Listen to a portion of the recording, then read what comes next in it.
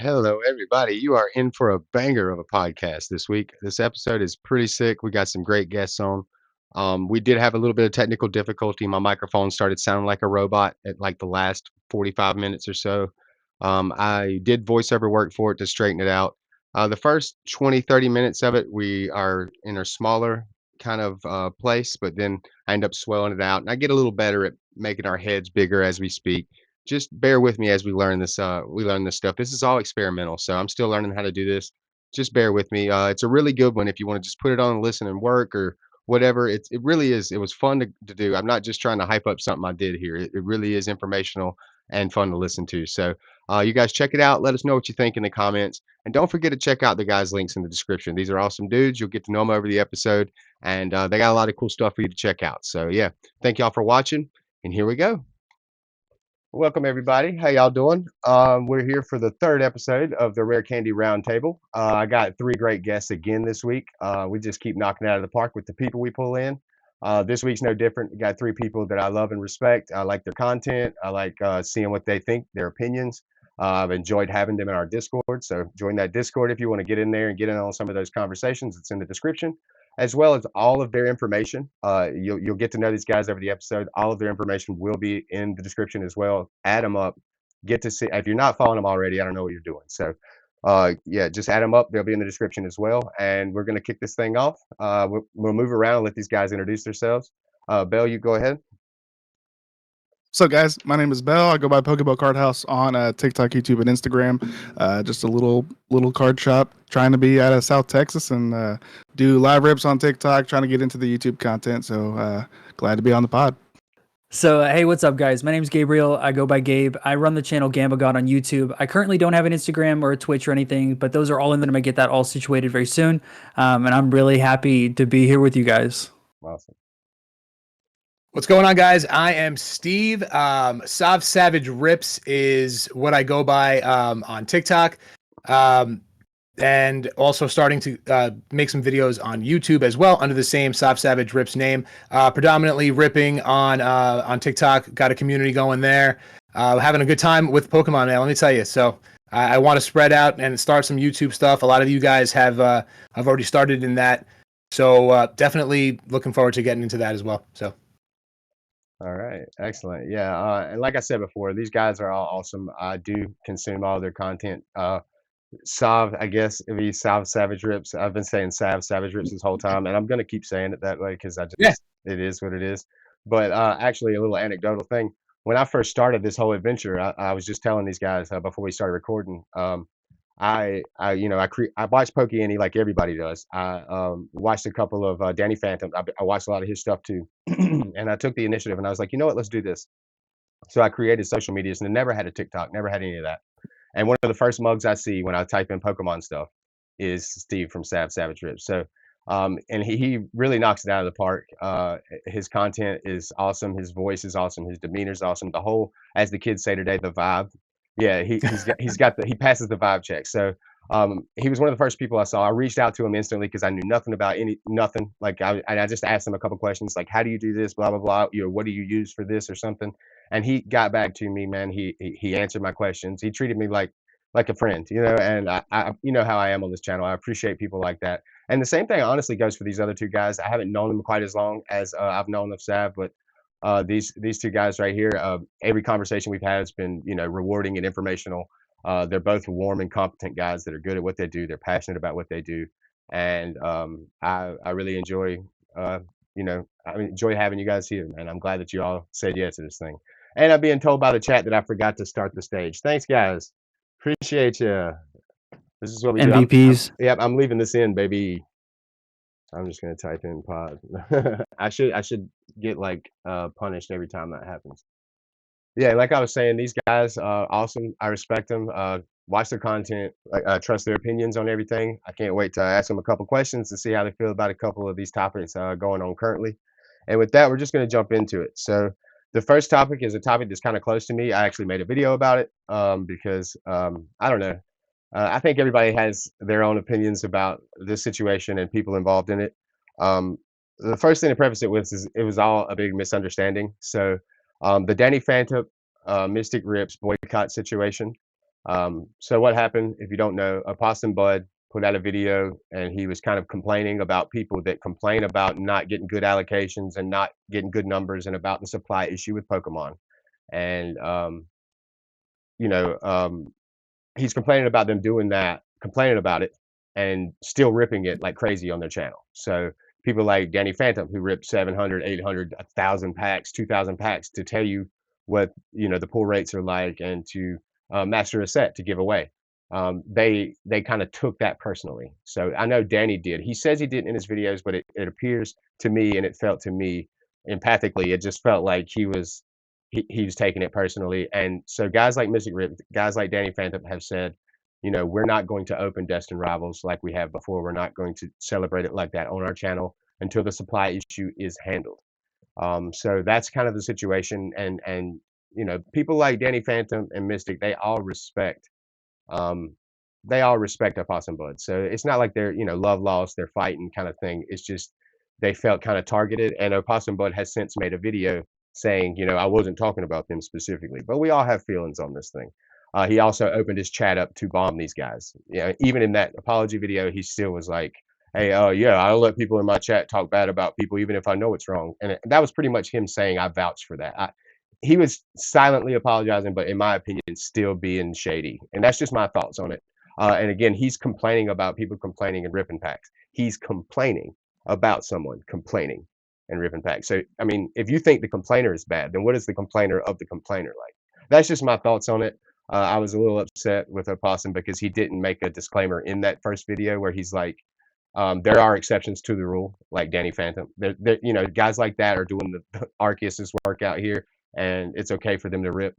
But I want to, I know I've been yapping a lot about it. This, like I said, is a situation that is very close to me. But I do want to know what you guys think about this. And we'll start off with you, Bill. What do you think about the situation? Well, personally, I think it's not the root of the problem, and I think a lot of us could agree that, there is a big shortage. Pokemon is doing a very poor job of making sure that there's enough in print to the current demand. Now, sure, who would have thought that this time now and, late 2024, 2025 is going to be the biggest peak in Pokemon you've ever seen in the last, decade. No one could have just perceived that even after the COVID boom. But let's say 5 big streamers hold themselves from ripping 4 cases of, the newest set. What's that going to do to the market? Nothing. Yeah, Absolutely nothing. 100%. So I mean, you could be upset about it. It sure doesn't look good. Oh, everyone's complaining about not having enough product, on the shelves, and all these, big time guys who have their own distro and allocations are ripping just packs to oblivion. But when you put it in perspective, it's not going to do anything. So I think all the hype over it is just kind of a little bit of a waste of time. But I can definitely see the sentiment if you're just an average collector, looking at it for the first time, doesn't know the whole shtick of it all. I can see the sentiment of how so many people could be upset about it, but it's really, I think, a little bit blown out of proportion. Right. How about you? What do you think about it, Gabe? So, so I had to put this into perspective because when it comes to Fanny, you have to realize there's 2 different people. There's the collector and then the businessman. And the collector was telling people, don't go buy this crap at double, triple MSRP. But the businessman was making content showing people the reality of the English sets, the pull rates, and exactly what you can expect when you do spend the money. So he is in his vested interest trying to make money still without absolutely ripping the money out of the collector's pockets. If people want to spend that much, they can.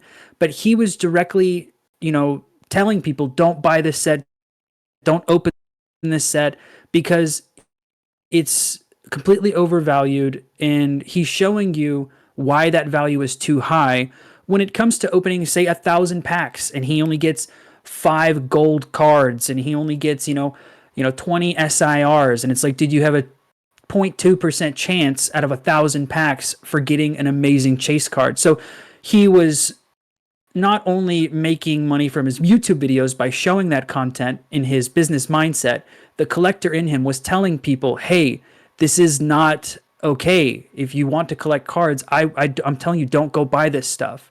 And the way Opossum Bud went about it, dude, Look, I have not watched an Opossum Bud video, and that's on me. That is the worst first impression that I've ever gotten from an individual.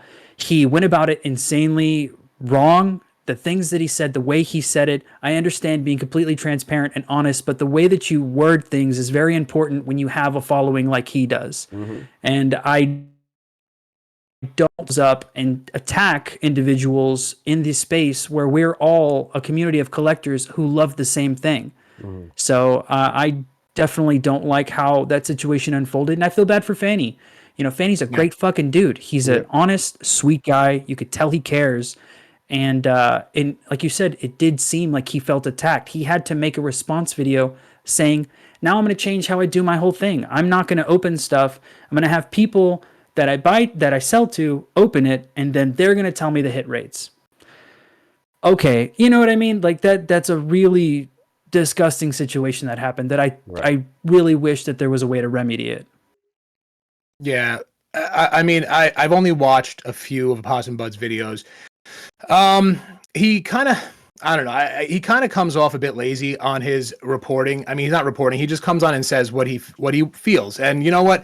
I appreciate that, right? But he comes on, he's got his little microphone, and he's really just talking like this, and he's kind of just like going, like, you know, like it's not like, and then you compare that to someone like Danny Phantom. We need more Danny Phantoms in this community. Like, Danny, don't boycott, don't not rip the set. To Bell's point, like, you and a couple of other big streamers or YouTubers not ripping open a few cases is not going to do anything to the hobby. When I came back into this hobby, it was people like Danny Phantom that really, like, as an adult, like, I collected when I was a kid, and as an adult, it was really him and his type of content, his energy, his love for community that kind of like sculpted me to be like how I am across my TikTok and how I come across. I mean, that is who I am, but it really just put that in, like, cemented, like, yo, we got to be good to the people that come here and support us. So, you know, he was saying, like, Hassan was saying, like, you know, people shouldn't follow you because you're giving stuff away.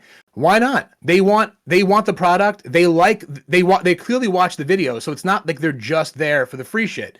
They're there for the content. They're there to learn. Like, Danny taught me so much stuff coming back into this thing where it's like, what have you done? Like, what to not just the Possum, but anyone that's out there doing that type of negative spin on stuff. Like, obviously right now it's very easy to hate on certain parts of the market, right? Especially everyone's hating on the scalpers. Then I'm sure, like, me as a rip and shipper are probably the next in line of people hate. But, like, it's not only about rip and ship. Like, I'm not sitting here like ripping 1,000 packs an hour or whatever it is. Like, I'll rip sets, and the community that I have, they're the ones that made me. I owe them everything. Like, so the fact that I give away stuff to subscribers every month, it's awesome. It makes me feel good. It makes them feel good. To go down on people that do that, like, I mean, I don't know what kind of take that really even is, to be honest. Like, what are we even talking about? Right. I agree. So should just put that aside. Like, again, I appreciate that he comes on here and says what he feels, and that's what YouTube is. Like, you come on and you say whatever the hell you want, and then you move on.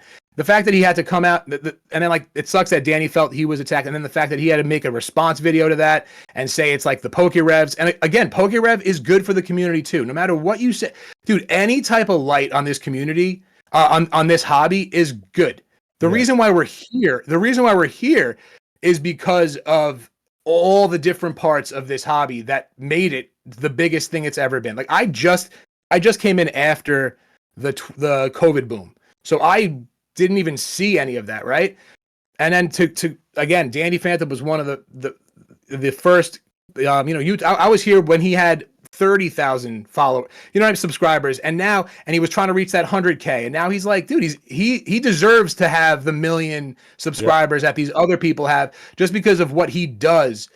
Like, you know what I'm saying? So that's my whole thing on it. Like, I really, if Fanny, I want to say Fanny because we are fans. If Fanny comes across this, and any if someone tags him in this or whatever, and he comes across it, dude, rip the packs. Rip them. No one's gonna do it.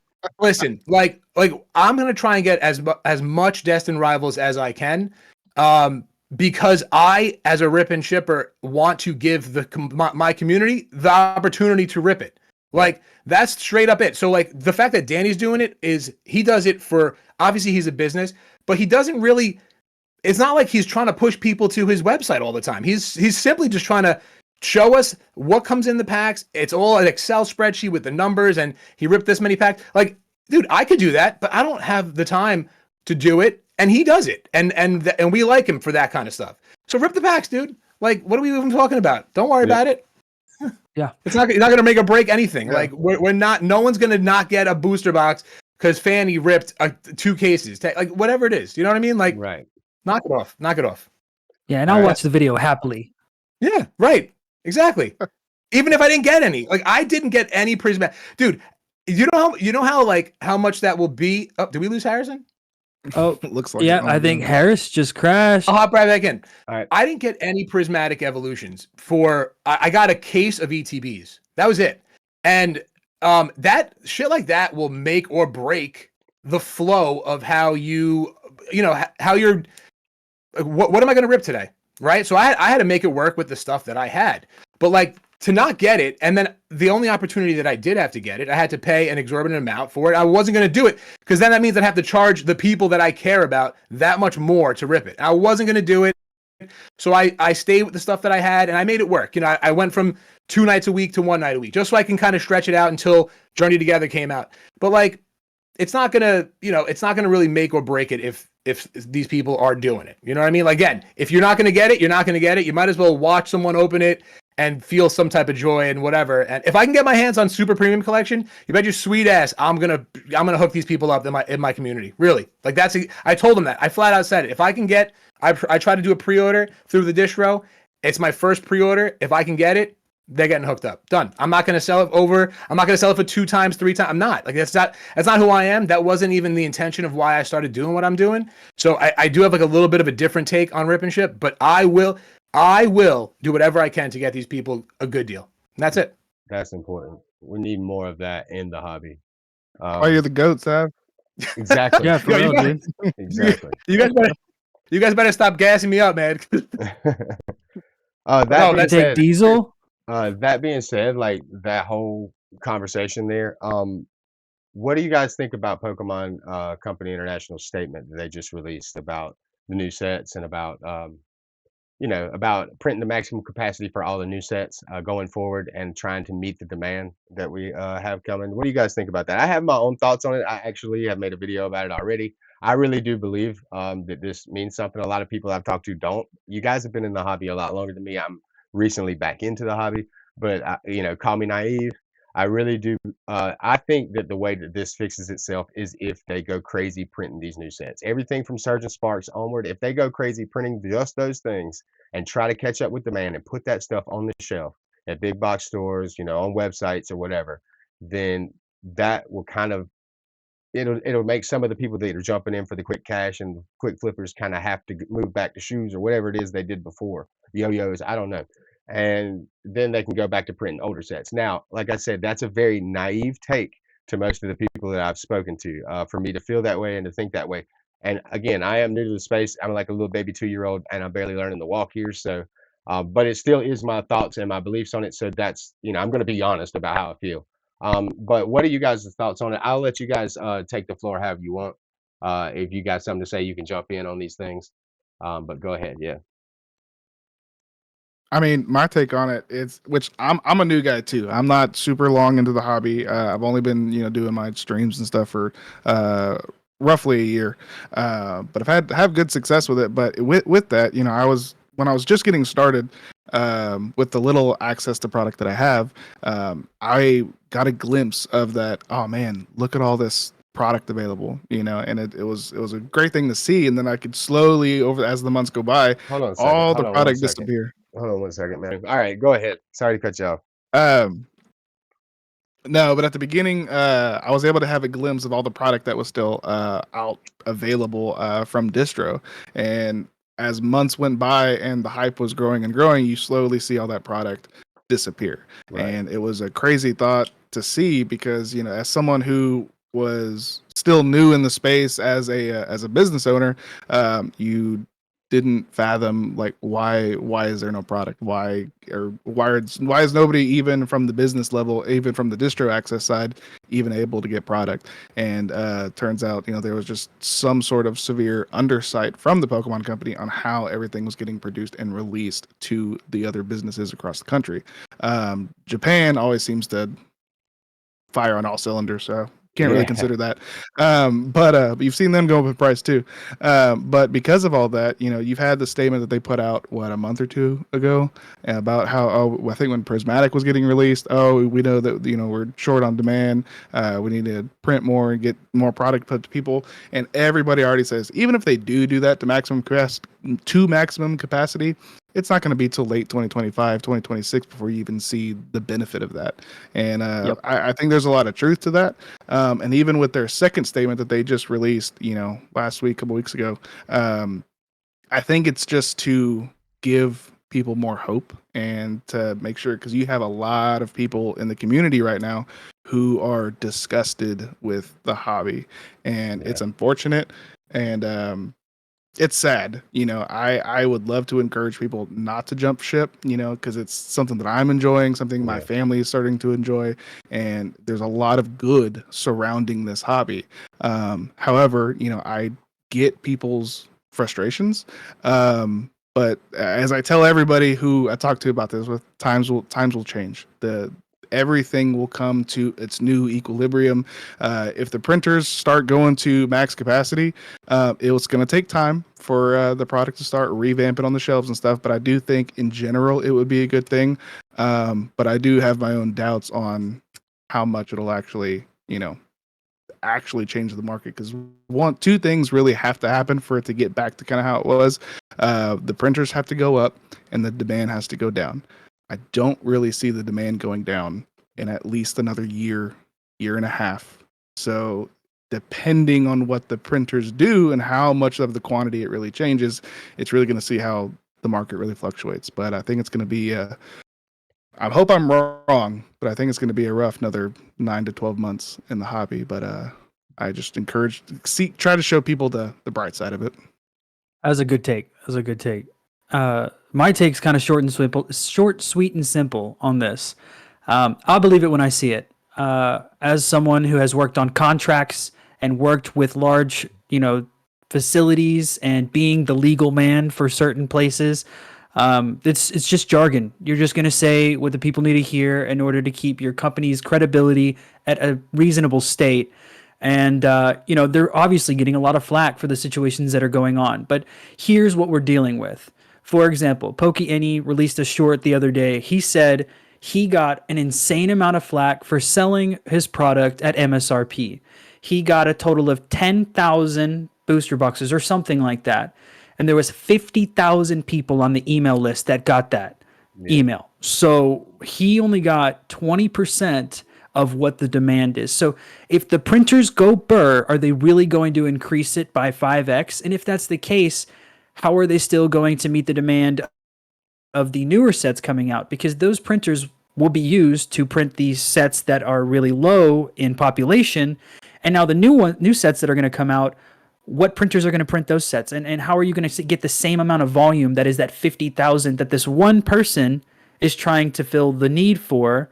It just doesn't seem feasible to me. And like Pokebell said, maybe 9 to 12 months later, we might see the effects of this, and we'll have a Vivid Voltage situation where it's just sitting there for forever because there's, 65 million prints of it, and even then, I don't know if that really fixes our problem. We might have the same problem later on, and it's a really weird system that needs to be adjusted. And I don't believe their words for a second. You can say you're going to do this. I'll believe it whenever it's on shelves again.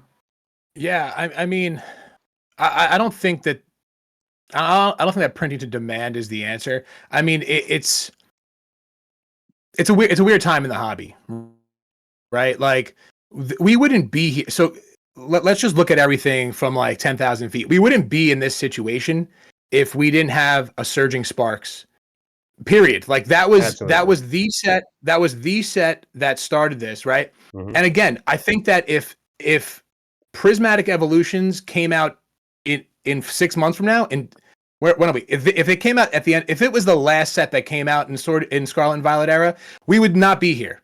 Right. Just straight up, like it's not like, Surging Spark started it, and then once you have a big chase, obviously, in the Pikachu. Pikachu is the mascot of the hobby, so to have that card come out and just everyone wanting it, that created, and I don't think it was either short printed or whatever. I feel like with Scarlet and Violet era, they were really careful how they printed this, right? Like, I feel like they printed the same amount, let's say, in every set, but Scarlet and Violet was hot garbage in the beginning, so to say. You look back at the sets and you could like them or hate them, but when it shifted from Sword and Shield to Scarlet and Violet, the popularity like went way down. We were going from yellow border to silver border.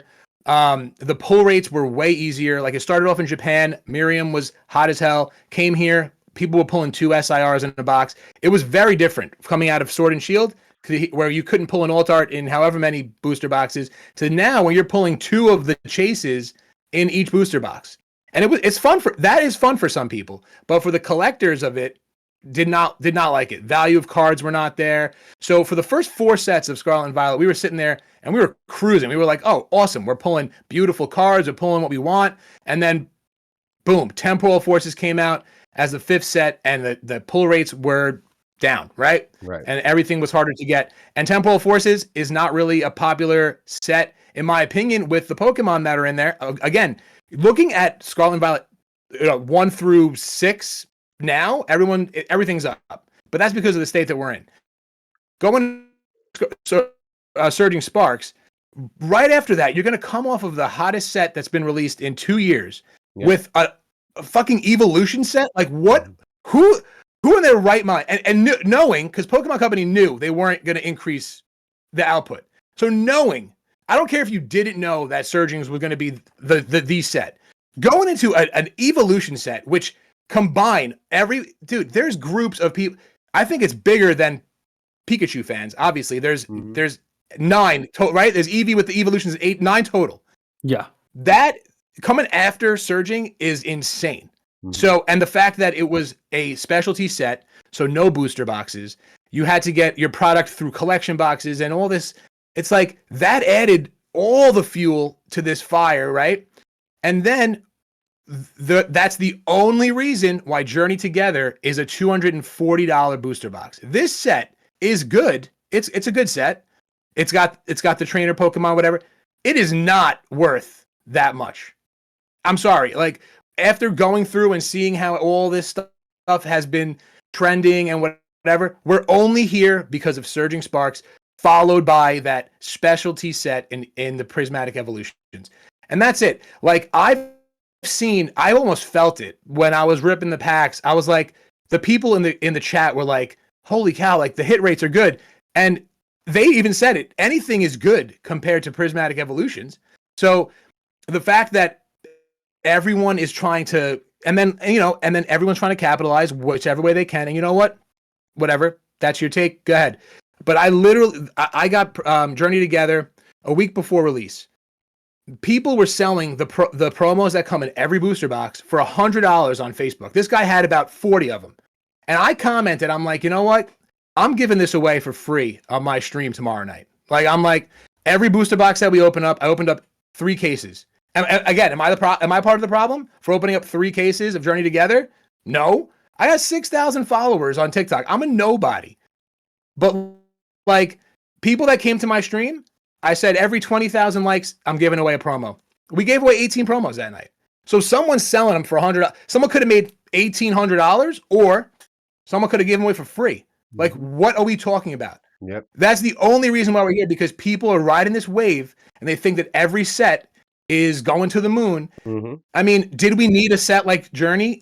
Personally, I think we needed a set that was even a little more lackluster. Yeah. But again, like, we're just right. I guess what I'm saying. Like, we're talking about, like, what are we even talking about? We're saying that who knows how the cards are going to hit, right? This set is still nice. Articuno is beautiful. Yeah. Furries, all the illustration layers are nice. Like, it's just a nice. I love the artwork. I love all the artwork.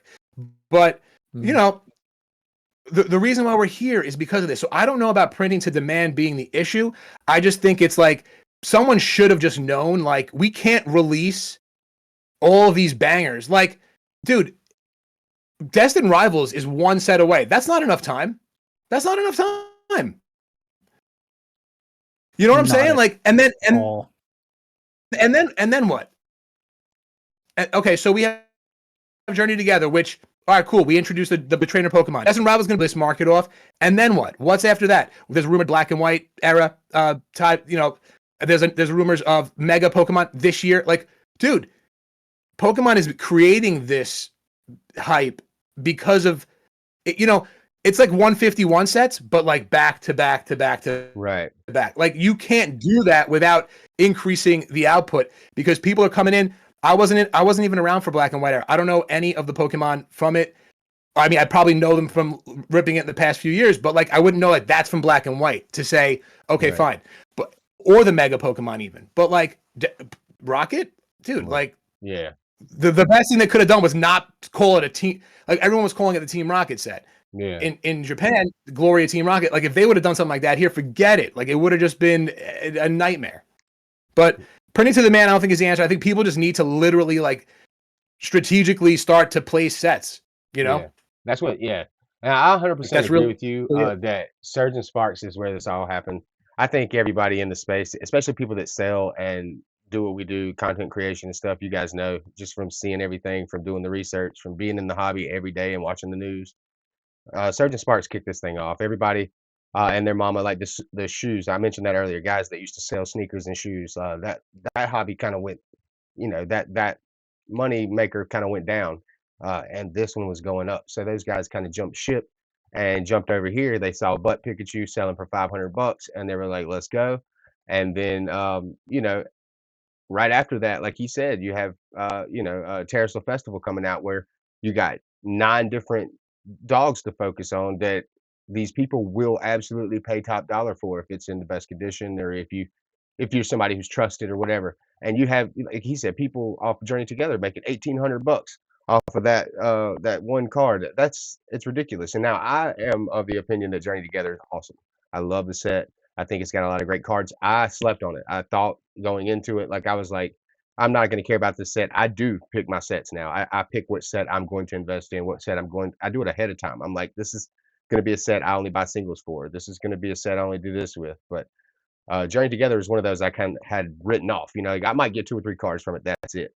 But I have found myself wanting every card from it, and for different reasons. Some of it for playability, some of it to complete a collection goal, some of it to for display purposes or for my daughter. Like there's different reasons I want other cards, but the a lot of people hate the set. A lot of people love the set, so it's good to have that. I think that's where you want to land with any set. But I agree that I wish that because when you stretch a rubber band, there's that second where it smashes back. And Surgeon Sparks was literally, the rubber band almost getting to its max, and then you had Prismatic Ab. So Journey Together should be it coming back this way, and I kind of feel like it's still up there. And that worries me because we have a couple of sets I do care about. We have Destined Rivals, which we know is going to be awesome. We've already seen some of the stuff that's going to be in there. But then we have Black and White coming. Then we have the Mega set coming in August. So is that going to be when the rubber band snaps? So I'm worried that we're going to get a set that we want to be awesome that isn't. Like that the art's just not hitting, or that's another 151. I made a video about that. It's coming out soon. And it's talking about how 151 is good, but it's good for nostalgia. It's not good because of the art. It's not good because the cards are smashing. It's good because we love Pokemon and we were kids when it came out. Like it's really one of the most mid sets of the era. If you really look at like pound for pound, card to card, it doesn't have the same things going for it that some of these other sets do. So I don't know. I'm worried that Black and White being another set that's kind of being compared to 151 already because it's the Black and Black and White era 151 set. Is it going to be lackluster? Is that going to be, we're already going to have the summertime lull. We're already going to have those people that are out on the beach and not collecting cardboard. So it's going to kind of go down a little bit. It's going to correct a little bit just because there's a lot of people that's going outside. But there'll be diehards like us that are still inside missing out on the tan. But, it just worries me that the rubber band snapping back is going to happen on one of these sets that I really want to be awesome. And so I wanted Journey Together to be that point where it's like, okay, they dropped the ball. Now let's go back, and it absolutely is not, at least in my opinion.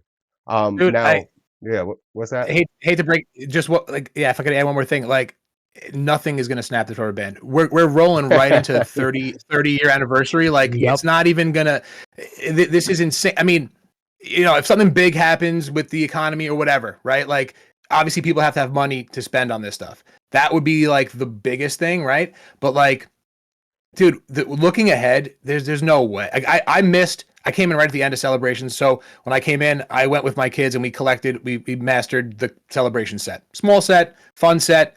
Looking at cards, I was like, what the hell is this? But it was awesome. Right. Like now I'm in here, like there's no way, dude. To your point, you said your take on 151, the artwork is probably mid, if anything. Even if black and white was mid, 151 didn't come in a hype like this. So Yeah. it's still You're right. I don't think it's I don't think it's gonna do anything. It's got to be something bigger and outside of Pokemon to affect people's spending in Pokemon. Well, see, That's the only thing. you make a really good point that like people actually have to have money to spend on Pokemon to do that. But what we're seeing right now with the economy is just speaking the adverse to me. Like the economy is suffering, people are losing their jobs, people are getting laid off. There's a lot more people expected to get laid off in manufacturing later in the year because of the tariff situation. So they're going to ramp up production and then lay all those people off soon. That's probably going to happen. It's almost guaranteed, which is sad. So those people won't have money to spend on the hobby. You already have the service industry, literally services, something that usually is banging. They're suffering. They're laying people off, which is crazy. And so people don't have the money to spend on Pokemon, yet people are spending money on Pokemon. So that tells me there's debt coming. There's credit card bills that are going to go delinquent. Now, as of right now, if you look on the website to see if people are paying on their credit card bills, like per capita, people are paying on their bills. So it's looking like people are making it paycheck to paycheck, but that is all they're doing. I've been trying to study those things myself so I can better equate that Yeah. to the Pokemon market. What's gonna be different in the Pokemon market based on what's going on in the economy. And so I'm trying to learn these things. But yeah, that's an excellent Yeah. point. Looking at the comments, Coda Collectibles just said economy means nothing when the COVID market was awful and we saw the COVID boom. In my opinion, could be wrong. But yeah, Bam. that's a good point. Like Yeah, so well spoken, yeah, it Coda, really. like always. Yep.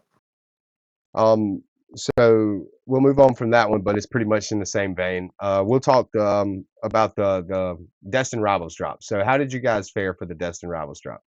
Bell, you you want to go? talking about from Pokemon Center? Yeah, yeah. Oh yeah. Well, me and I think a few of you guys were chatting about it in our group. It was rough. I'm in a few other Discords, and one of the Discords that I'm in, somebody posted a picture and it was like, "Hey, supposedly this is the guy that knows, all the ins and outs." And they're like, he says, "Oh, it's happening today, so everybody, be prepared." So, all right, I saw that late, but then literally like an hour and a half later, that person chatted again. All he said was, "Get ready." So I saw that, and people were, circling around that Discord. I was like, "Huh, okay, well, let me just go browse on Pokemon Center's website." And next thing I know, I'm in the queue. I'm like, holy crap. And that's when I started telling like some of you guys that kind of stuff. And right within 5 minutes of that, I see blasting everywhere. I was like, oh, get in line, get in line, get in line. It was pretty crazy. I was able to snag myself one PC ETB. Now, just from that anecdotal point alone, I feel like I was a little bit one of the early ones in the queue. Yeah, me I too. probably only waited 20 to 30 minutes, maybe, and then I finally got pushed to the website. Now I know a lot of, just from chatting with you guys and chatting with some of the other people, a lot of people were not so lucky as I was and got a lot longer wait time. Say what you want about the queue system. It's something, because they got to do what they got to do to make sure their website doesn't crash, because then nobody's getting anything. Right. But it's is there a better solution? Probably. Do I have a great solution idea? Not totally.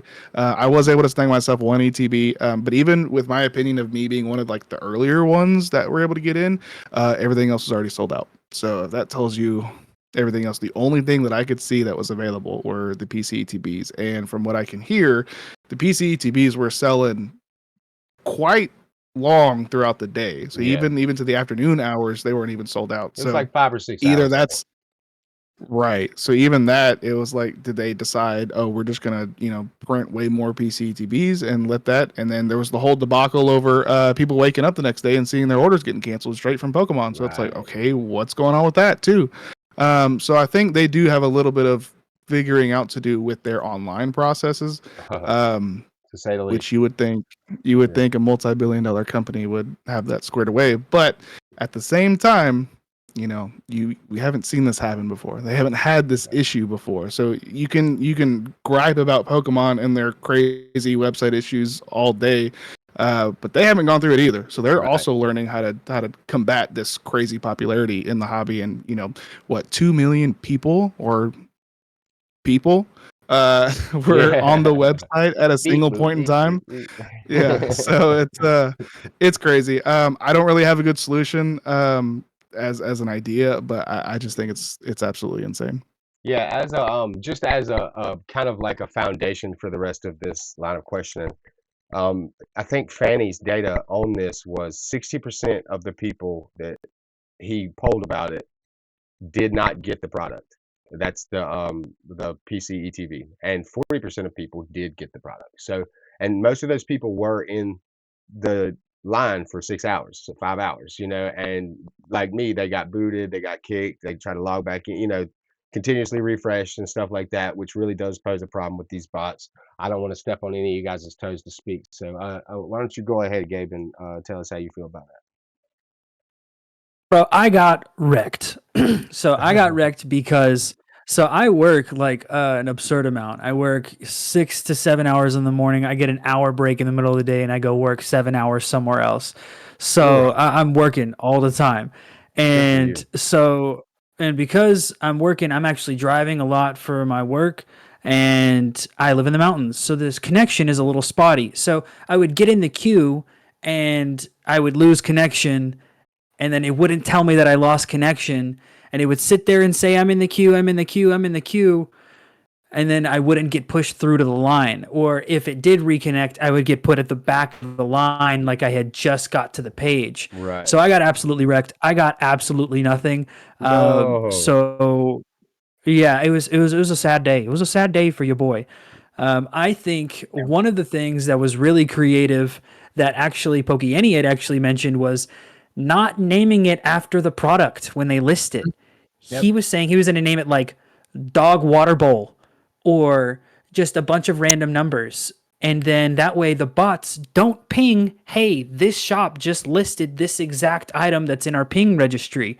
It'll just say like Dog Water Bowl or, favorite food or something like that. Right. Pop-Tart. And then that way, trying to outsmart the, bots in a sense where that first 60,000 that show up instantaneously because they're faster than any human on the planet. Maybe that is something they should consider implementing because we'll circle back to that. Rudiment. Because as say, rudimentary as it sounds, Yeah. it sounds like it might work, Yeah. And my quick note on that, I thought, because I did see Pokey and his post about that as well, and I think he can pull it off a little bit better. And that's my take is for a mom and pop shop, a small local business, they can do that, share it with their community, get away with it. A billion-dollar industry who's got to deal with copyrights and all that stuff, I don't see that ever being an actual solution for that scale.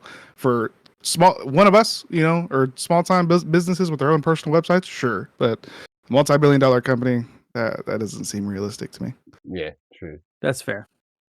What about you, Sav? What do you think? How'd you fare?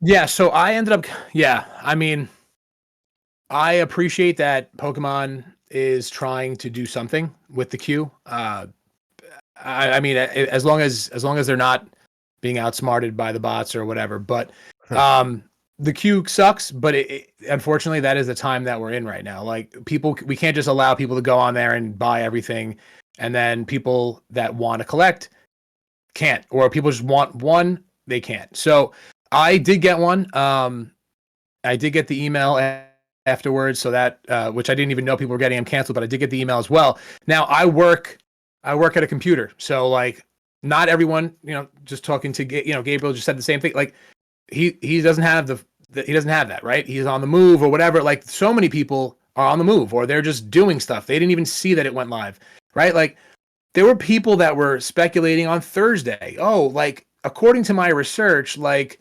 1 week before the next set comes out, the next, you know what I mean? Like so from Thursday, our Discords were blowing up. Like guys, any moment, 9:00, we're waiting. Yeah. 10:00. I was chatting with somebody and they were like, wait, give me 5 minutes because it might go live at 10 and I got to get it. That was Thursday. So then this happened this happened on Monday. Luckily, I was working from home. I mean, I had it on my computer screen, and then randomly, I must have clicked on someone's link because it took me directly to the ETB. Yeah. So when it finally loaded up, it was on the ETB, and I was like, oh, for a split second, I was like, let me see if there's something else. And I'm like, what am I fucking talking about? Like, check out, go. Like, there's no time to browse. Like, you're not getting a hat. Like, just check out with the ETB and just move. And that's what I did. I got it. And like, I didn't go after Journey Together. I think I missed that one. A bunch of people in my Discord were saying, hop in, it's going, and I missed it. I ended up getting 4 Prismatic Evolutions ETBs. I gave one away. To as a subscriber givey last month on my stream. Nice. Again, like that's just the dope shit that I want to do. Like I traded one to a buddy. He had a Surging Sparks one. He's like, "Are you sure?" I'm like, "Dude, we paid the same amount. Like, let's trade. Like, what are we talking about?" But like, this was one, and I'm like, you know what? It's one, and I probably will give it away. Like, I actually have a team. I have a Team Rocket booster pack that's probably going to be a subscriber givey. I'll give the people the choice. Man. You want that? You want the ETB? Ooh, if I get Destined Rivals booster boxes, you want that? Whatever you guys want. Like that's probably going to be my giveaway for that month. But like, if I can get the stuff, and that's really it. Yeah. Like I got the ETB, and if I whatever. Casey like, says, sorry to interrupt you, man. My bad. Casey's saying that he'll be there for that pack. I just noticed it. I'm sorry. I just thought that was hilarious. Absolutely. No, I picked it up last year from my local card shop. They had it. They had one in the display, and I'm like, yo, let me get that real quick because. Again, like, but that's also like part of like the collector or even investor in people, right? Like you hear of a set coming out, you might want to pick up some of the cards that's why that Jesse James, card is popping because of that. Like, it's the same thing. Like no one wants shit until everyone wants it. And I've always wanted every Team Rocket thing ever, always. Yep. I think Nostalgianomics always says it like, why didn't you want Scarlet and Violet? Or maybe it was Alpha Investments. Like, Rudy, why didn't you want Scarlet and Violet when it was $80 a booster box? Oh, because no one else wanted it and then he went and picked up a million, a billion, a trillion fucking booster box. Like this, that is also the problem, right? Like nobody wants stuff until everybody wants it, and then it's too late. Yep. Like I was like when I first started and I had capital, I was picking up Charizard UPCs to rip on stream. Yeah. But I was getting them for like $100, less than $100. And now where is it? Like everyone's like, oh, nobody wants it. The pull rates are shit. I'm like, yeah, but there's Evolving Skies in there. There's the Charizard promos that are dope as hell. Like there's stuff in here. There's stuff in there that you want, but again, nobody wants stuff. Anyway, I went off on a little bit of a tangent there, but yes, I got the Destined Rivals ETB. It felt good. It'll feel even better if somebody wins that. And the person that won the Prismatic ETB had me rip it on stream, which is dope as hell. They could have kept that shit sealed, and she goes by the name Kelly. She's awesome, and she was like, "Sav, let's rip it." And we looked at the promos, and they weren't really gradable, so I sent it to her. But that's stuff that people do for the hobby that makes me love it even more. You know what I mean? Like when there's people in your chat that are just fucking dope people. Yep. It makes it that much more. It makes it that much more rewarding and just that much better.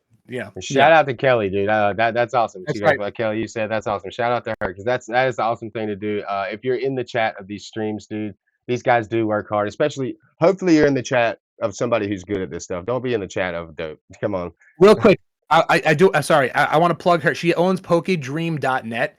It's like a non-for-profit Pokemon stuff. So I sent her a bunch of stuff there. So just gonna plug that in here for her because she's awesome. PokeDream.net. PokeDream.net. Awesome. Yeah, check that out. For me. Yeah. I also was able to snag as Bell was talking about. Our Discord was lit that day. Most everybody in the Discord got it. We had 2 or 3 people who didn't get it because they weren't able to make it in time. I work like a bunch too, 24/7. So I was at work and trying to do that at the same time. It was insane. I was sweating worse than I am right now. So it was pretty bad. And I ended up getting it. So we lucked out. It took me about 45 minutes to an hour, I'd say. And I don't know. I will say this. I was in for Prismatic Evolutions. I was in for Journey Together, and I was in for Dust and Rivals, and I got in 10 minutes before every time. 10 minutes before they started in the queue. And, sometimes the queue was already activated, sometimes it wasn't. It was this time for the Dust and Rivals, 10 minutes before it was activated, at least for me. And that's why I think I got booted and then let back in because of being in there too early. But being in at the same time, I was able to get through this time. To me, that says either A, this is all random and we don't give a shit, or B, their system is improving. And that honestly brings me to my next point, which is something I kind of really want to talk about, just to see how you guys feel. And just honestly, the hobby at large. No more silent drops. Like, the fact that we don't know, we was like you said, we was all watching Pokemon Center from Wednesday, Thursday, the week before, because we knew it was coming right before the drop for Journey Together. We all knew it was. Was it gonna be the day before? Was it gonna be the day of? Was it gonna be a week before? We didn't know. But, if they told us a time and a date to be there or be square, then Hmm. that would be a fair thing to do. And the reason I say this is the only thing that benefits from them not telling us are the bots.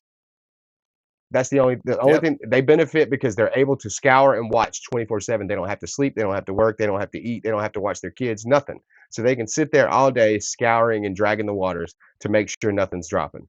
And there's a lot of people that are taking advantage of that. We'll talk about that too later. But um, it just to me, a way they can combat that is by letting us all know when to be there. So at least when they get flooded, when they get hit, and I know that probably is why they don't want to get hit all at once, but when they get hit, more people that get it will not be bots. At least in my opinion, if we all knew the time, that would be more fair. Because a lot of people jumped in 20, 30 minutes late.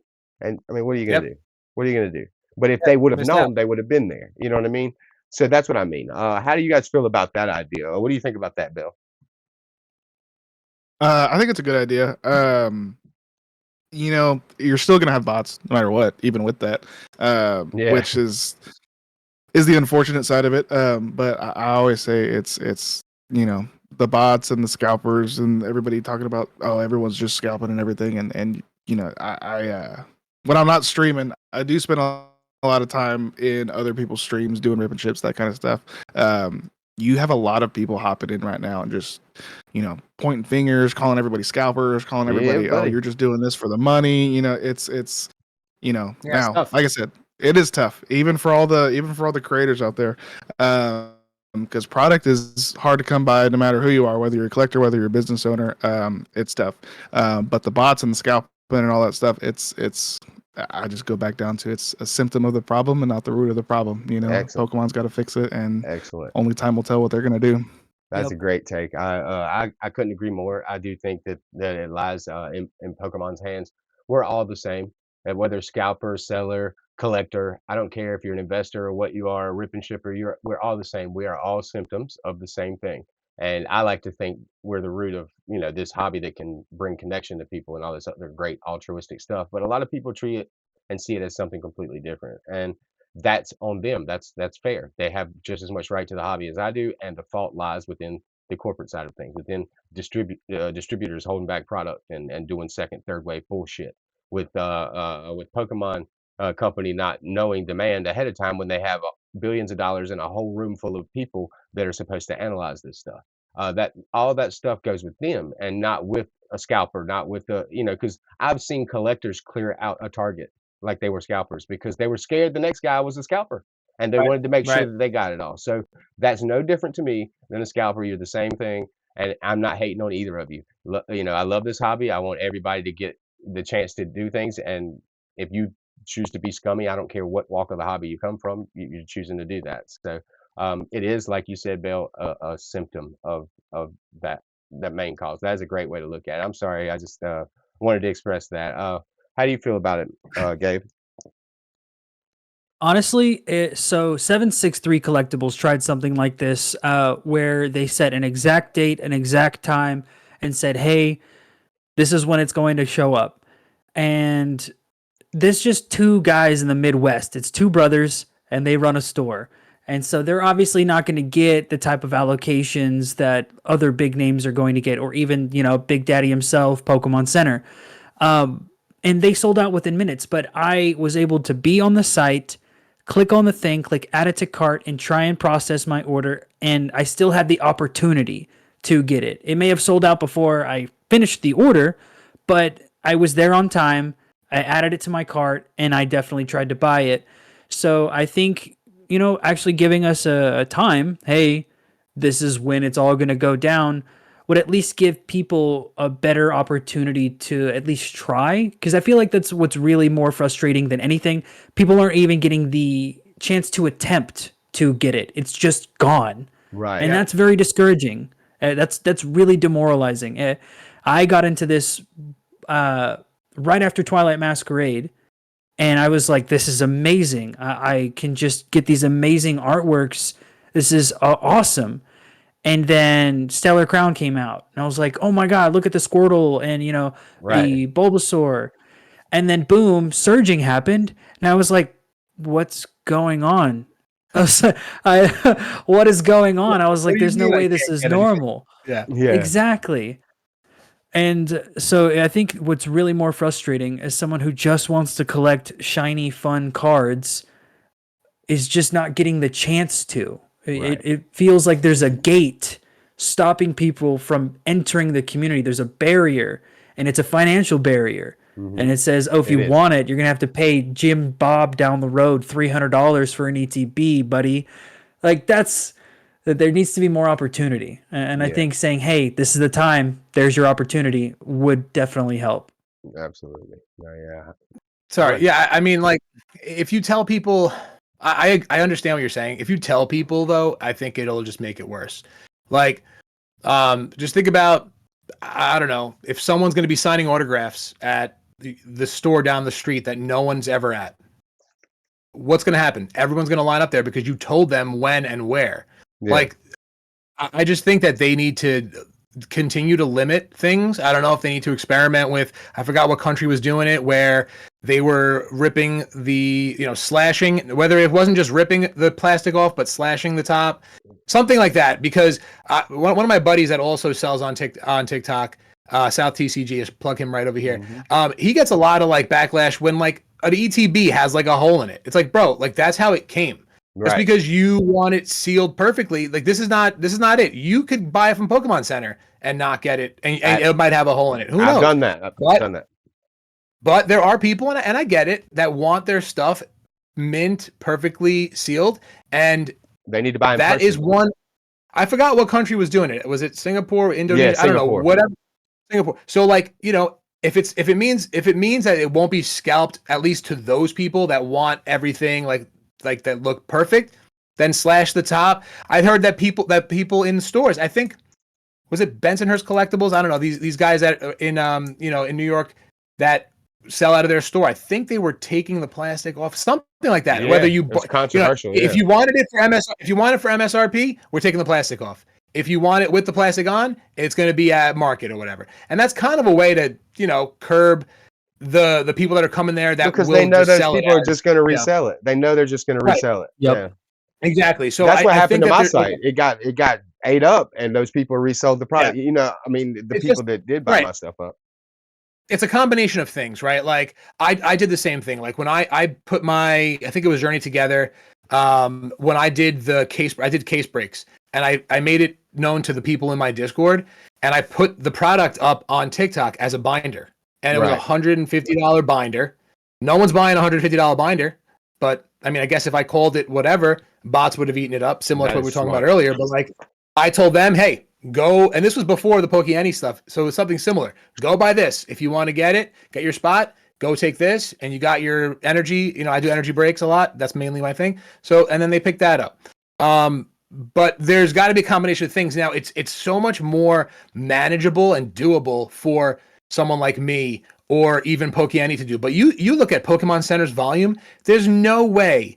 I mean, I guess you could put all the information in a database to say, okay, well, these 2 people bought it, same address, whatever, and then reject one of them. But at that volume, at the millions of orders volume, there's no way. You know what I mean? Like, but they have to, it could be a combination of the two. Maybe it is slashing the side of the ETB plastic. I don't know. Yeah. You know? Like But my I'll tell you one thing though, my 4 prismatic ETBs did not come in a sealed case. So I don't know if that's when they were starting to realize, like, look, this person got 4, screw them. We're gonna open the box and put 4 ATBs separate in another box. They did that. And ah, again, I didn't have an intention to keep it sealed, so I'm cool with it. But I'm but sure some people that people wanted do. it sealed, you Yeah. know. Yeah, So like I agree. I agree 100% with you that, telling people when it's gonna drop is just like you said, you're gonna have a line wrapped around the corner. But if the only thing that's gonna benefit from it is bots anyway, you might as well have that line so at least some of the people can get it. And that's my thoughts on it. I do agree that it probably would just crash the website and make it harder for the people that could get product to get it. But we all know that this queue system is not designed for us. It's not designed to help people get product. It's designed so their site doesn't fall down while they're trying to sell at mass quantities. They're not yeah, making a queue system so that me and you can get a box, or so Chad or Tom can get a box. They're they're yeah, they're putting a queue system so that all the bots and all the people at the same time on their site don't crash their site. They don't care if they sell to a bot or if they sell to you. They sold. They're drying their tears with $100 bills right now. So they feel your pain, but I'm telling you that that Dave Chappelle meme where he's just like, huh? And he's just rubbing money all over himself. Like that's exactly what it makes me think of. But yeah, I don't know. I think that there's something to be done about it, and that kind of leads into my next topic, and that is something that I thought was interesting. I've seen it done in other Hey, spaces. real quick, Harrison. Yeah, Real quick, Harrison. I do have to run. Before I just wanted to wait before the topic finished up. yeah, yeah. So before you switch over, I do have to run. Unfortunately, it's getting a little late down here. Oh, okay. But I will lovely. I love this thing, but I gotta run. Got to do some stuff with the wife before it gets too late tonight. All right, But we'll see you again real soon and catch you on the podcast. I all just right, wanted man. take to care, Bell. catch the break where right at the switching topics. All right, Oh man. yeah, dude. Yeah, no All right, problem. much love, guys. See y'all soon. Later, brother. Yeah, sorry guys. Bale had to run out on us. I'll leave some of that in there so he can say bye to you and stuff. We're gonna switch topics over, but what we were last talking about was about no more silent drops, no more secret drops. To see how everybody's opinion was on that, and that's gonna bring us to our next point, which is something that Dr. Applesauce 2 proposed in one of his videos. I've seen it done in other hobbies. I've never thought about it being done in the Pokemon space, and that is where they set a pre-order time. Yeah, timed releases. Thank you. Where they set a pre-order time, and people jump in, and you're able to pre-order as much as you want up to a certain amount. Like you can't pre-order 8 million boxes, but you can come in and reasonably um, pre-order an amount as long as you put something up for that or whatever, some kind of collateral, some kind of money. They know that they got your credit card number or whatever, um, and they print to meet that demand and a little bit more. So it's kind of just this idea of this pre-release. I don't know how to word it, but Dr. Applesauce 2 has a video on it. You can check that video out after this pod, by the way. Don't click off and go watch it now. But uh yeah, he does talk about it. He talks about some of the benefits and stuff that it could have and they could bring to the hobby. So with us talking about what we just did, I was just wondering what you guys think about maybe that being something that could solve it. Could we do, because bots, I don't know how that would work with bots in a pre-order. Would they just constantly get all the pre-orders? Just 80 million bot pre-orders, or would we actually have a shot at getting some of this demand? Or would it make the demand go crazy? I really have no way of analyzing this data, so I'm hoping one of you guys do. Why don't you say something first, Gabe? Because you like you got a point that you're throwing around in there. So it's a really interesting prospect, but I feel like you had just mentioned at the very end there, the bots could just re-enter and reorder and just spam order,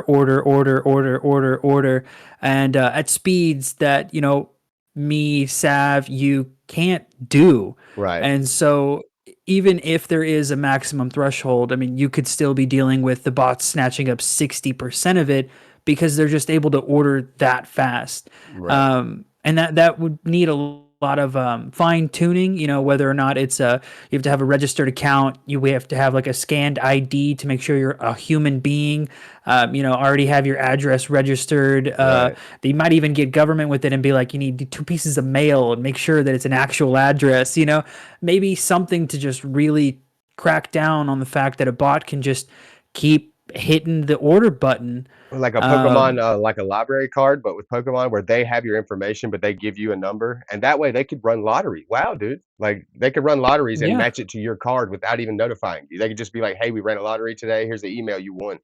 Like you don't have to enter. You don't. Yeah. Wow, that actually. Whoa. And then that way you're more of like an actual, you have a registered account with Pokemon Center. And it not only would it make it feel more inclusive and be actually kind of a healthy thing for the community, I think overall it could help strangle those bots and get them the fuck out of here, dude. Yeah, I see Coda in the chat. He's going ham for the lottery system. He is all caps typing like cook, cook, cook. Let's go. That is one of the topics we'll talk about in a minute when we start talking about the attaché case. But I do want to cover this topic to kind of see what you guys think about the applesauce tea thing. Do you have anything else you want to add to that, Gabe, or you feel like you covered your? Oh, no. Okay, cool. I want to know what you think, Sav. What do you think about that? I think that I don't know. I always want to look at things by multiple perspectives, right? Like a lot of this hobby is obviously built on the chase of anything, right? So like, the fact that everything is just selling out is not it's not really a problem for Pokemon, right? It's a problem for us. So like the fact that like there, again, going back to you know what I was saying earlier, Scarlet and Violet era, no one was wanting to buy this stuff. So for Pokemon Center, it was probably if things continued on in that trend, it would have been an issue, right? Because now no one's buying the stuff. So no one's buying the stuff from the distributors. The distributors are pissed off. No one's buying stuff from the local card shops. They're closing down. Right now, everyone is eating, right? So it's like you have to kind of think about it that way. Once you start to eliminate chases, that's why there's chase cards in every set. Otherwise, nobody would buy this stuff. So I feel like there has to be a little bit of a chase. While the lottery system would, put some type of order into this whole thing, when you're looking at the grand picture, if everyone can get stuff, then the luster and the shine start to rub off a little bit, which, a lot of people in the hobby want, a lot of people don't want. Yeah. So I don't know. That's why I like to look at things from all different angles and perspectives. And it could end up backfiring. Again, Pokemon is selling all their product. Like they're not worrying about like, yo, is Target going to buy this? Is Walmart, are my distributors happy? Are the local car shops? You know what I mean? Like I went to my first ever, I'll be 40 years old this year. I went to my first ever actual TCG in-person game. Mm-hmm. And there was people there from 7 years old all the way to 60 years old, men, women, everybody. That must have been cool. And like, you know what? And I saw the card shop owner, and he's like a guy in his 60s. And I asked him, I'm like, hey, how long have you been here? And now I've been in my town since I was born. So like, he's like, oh, we've been doing this for 25 years. And I was here. I've been in this spot for 8 years. And I never knew he was there. But because of where we are now in this hobby, because of everything, I think everyone is eating because of it. And there is good in it, right? Like this guy now has 50 people in his shop buying all sorts of shit that wouldn't have been here if we weren't, if you know what I mean? If this wasn't where it is. So like, I don't know, man. Like, do I wish everyone could get stuff? Yes. Do I think that it would eventually it's almost like printing to demand. If you know where it is, like, would that eventually kind of hurt the hobby? I think yes as well. So it's tough. It's a tough question. It's a good question. I tend to, yeah. And Sav, you bring up, go ahead. Here, and Sav, you bring up a really good point, which it kind of put things into perspective for me, because I'm not a chase a numbers guy. I do that in other asset classes and all that other stuff. This is strictly for me to have fun. I have a video that I had not too long ago where I opened these little mystery boxes. They were $10, came with 10 cards, and they were just nothing but full arts and some hyper rares and gold cards. And they had a thing where it was like 1 in 5 packs is seeded with at least $30 value. And me, I was like, okay, whatever. I'll just get 5 and see what's up. And I opened them, and I got like a hyper rare Poke Switch from 151. I was getting like Galarian Gallery hits and all these amazing hits, and I was like, dude, look at all these amazing cards. And people in my comments were saying, you didn't even make your money back. This must be a sponsored video. You're just glazing these people. I was just getting pretty cards. Exactly. God forbid you like think the cards look good. Like, Exactly. And so you did really bring up a point where there is the other side of the coin where people are like, well, what's the number? what's the number value attached to this? What is the number? That's what I care about. And that's the differentiating factor that I have issues really connecting with, because I am so like, look at how pretty, like a goldfish brain, like shiny, like it's something super awesome that I really, really enjoy. And it's really unfortunate not being able to connect and understand that other perspective a lot better, like you had just pointed out. Yeah, someone in the chat, just that Dragonite dude, said, feel like we should ban showing the value of cards in YouTube videos and streams. I mean, Oh, wow. it won't happen. A lot of people, look, someone, you're putting it up there. It is what it is. That is one side of the hobby that we have to accept. That helps fuel everything, right? Like the chase, the values. That is one side of it. Playing the game is another. There's so many aspects of this hobby that there has to be something for someone. But it's the whole thing. Outside. Like, bro, everyone. If I say, should I open it or should I keep it sealed? Like that jingle is catchy, and the only reason it's catchy, and don't put me singing on the pod. The only reason it's catchy is because he goes through and it's like, and the card value, and no, you shouldn't have opened it, but. Hey, listen, to some people, opening up a vintage pack, whether you get a hit or not, is fucking awesome. No matter how many, and if they have the capital to do it, go ahead and do it. Yeah. Don't cut it. You know what I mean? Like that. No, I 100% agree. I 100% agree. Yeah. Yeah, I think I think you're right about that. I do think also with the lottery system that as much as I do like the idea of it for ancillary products, for things like the Lilies thing that dropped, the Lilies deck that dropped in the little milk carton, that would be fine to do a lottery thing with, in my opinion. But when you're talking about things that are on, like you said, the chase side, where you're talking booster boxes, you're talking ETBs, that to me might be a little bit of an issue being a lottery thing. But it could also work out. I'm not a genius when it comes to that stuff, but I do think that the side products and stuff like that, it would be a lot better. I mean, for people who are at work to actually have a chance of getting some of the ancillary products at least.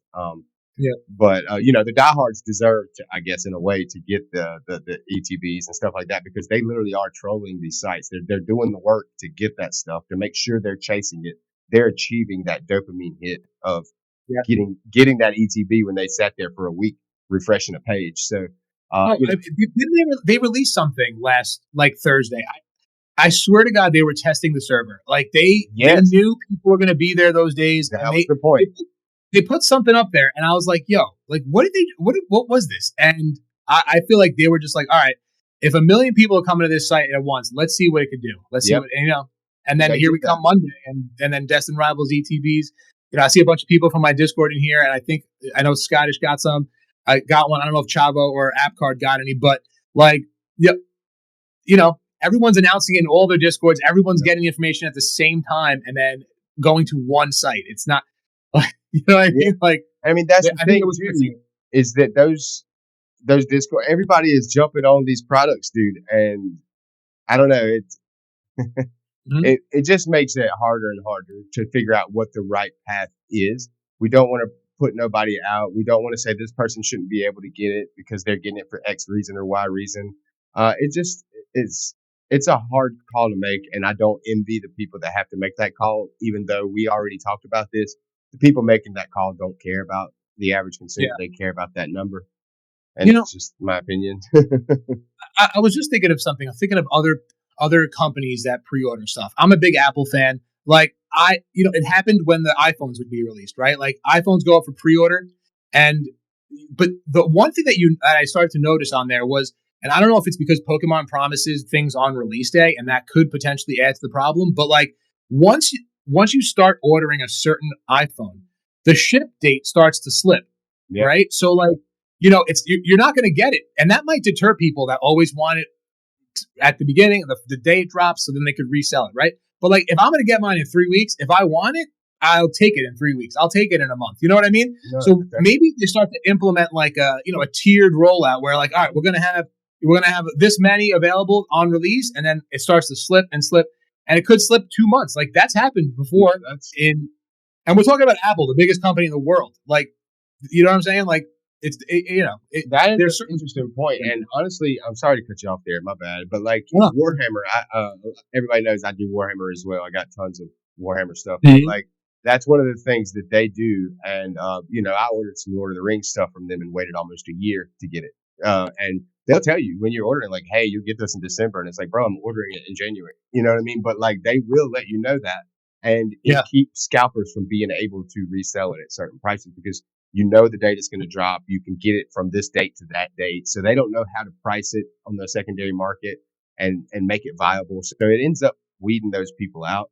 But they still haven't done that for all their products. So I don't want to sing the praises of Games Workshop. So I mean, it's like the same thing with anything, right? Like, why did someone pay $700 for Lily's Clefairy 2 weeks ago? to be the first So one they to can be grade the it. first one to have it, to first one to grade it. Yep. While now it's less than half. You know what I mean? So it's Yep. like, as I think if you add that timing factor into it, it would definitely weed out. I mean, look, the people that want to get it are probably going to get it early anyway, and then at least the collectors will get it, but they'll have to wait, and whatever, it is what it is. But People don't. Oh, hold on. No, go ahead. People don't remember that FOMO literally means fear of missing out. So when you extend the deadline and make it longer, there is no fear of missing out. There's no FOMO. There's no this, I need to do it now or I'll never get another chance. Right. So I think that's a great thing to implement. If we can extend that time frame, this innate urge to not miss out on something that we want goes away. Dude, that is I think that's great. Yeah, that's a great point. Yeah, listen, things that cook up in my head while we're chatting. This is why this is great. Yeah, I'm glad to have you out here, man. This has been fun for sure so far. Now that does bring us to our next topic, which is it's kind of one for that. So we're talking about the bots, we're talking about pre-orders, we're talking about all this stuff. So there's been a debacle that Tiger Man, let's give him a little shout to Tiger Collects, Tiger's Den. He's got a million different names, guys. But there's only one Ty. Come to the Discord, find him. He does some great Discord exclusive deals here. He's a great guy. But Ty brought this stuff to our attention. At Safari Zone, they set a bot trap. So I call it bot bait. And that's where they kind of like you were saying earlier, they post a product and they post it for $150 or $300. And the bots rush in. They're trying to gauge how many bots are on their page and how many bots are watching them. So they jump in and snatch it up, and then they move it up to like 350 or 400, and then the bots jump in and snatch it up. They end up going up to like 800, and it's been a controversial thing. So a lot of people, because I mean, obviously there's going to be collateral damage there. Some people are going to see something go up. They're not going to be any of the wiser. They're going to have money in their pocket, and they're going to spend money on something that they don't really know. I mean, a lot of people would say, that's jokes on you. You did that. Play stupid games, win stupid prizes, as they say. But I mean, it is what it is. If you don't, because I bought fake Pokemon cards without reading a description before, and who can I be mad at? I didn't read the fucking description. You know what I mean? But that's what I'm saying is like, do you think it's controversial? Do you think that it's justified them doing something like that? I know we all hate bots. I mean, it's obvious. I mean, you're either sellers or rip and chippers or collectors and content creators. Like, this is something that either takes from our space or takes from our time. Like something we could be making better content, but instead we're talking about this shit again, the stupid bot. Yeah. How do y'all feel about that? Gabe, go ahead. So my whole thing about it, it's more of a moral implication. Like, I respect them standing up to a big problem that we have, but I feel like it's almost a spiteful and malicious response. Yeah. Because, I mean, you're ripping money. Like, you're ripping people off. You know what I mean? Like, and, because they're trying to be first, it comes back to that FOMO thing. What if someone does beat the bot and then they just click buy and now you just ripped their bank account for $700, $800 because they happen to beat a bot? It's a little too malicious in my opinion, but there's not really any better options, unfortunately. Yeah. But I feel like it's just a little bit of a dangerous game that you play when it comes to your credibility as a business and a brand, because you might not get the bots. It might actually hurt someone's wallet, and then even for a refund, they take their 15% processing fee, so they're still out that money. You know what I mean? Yep. But yeah, that's just a little rough.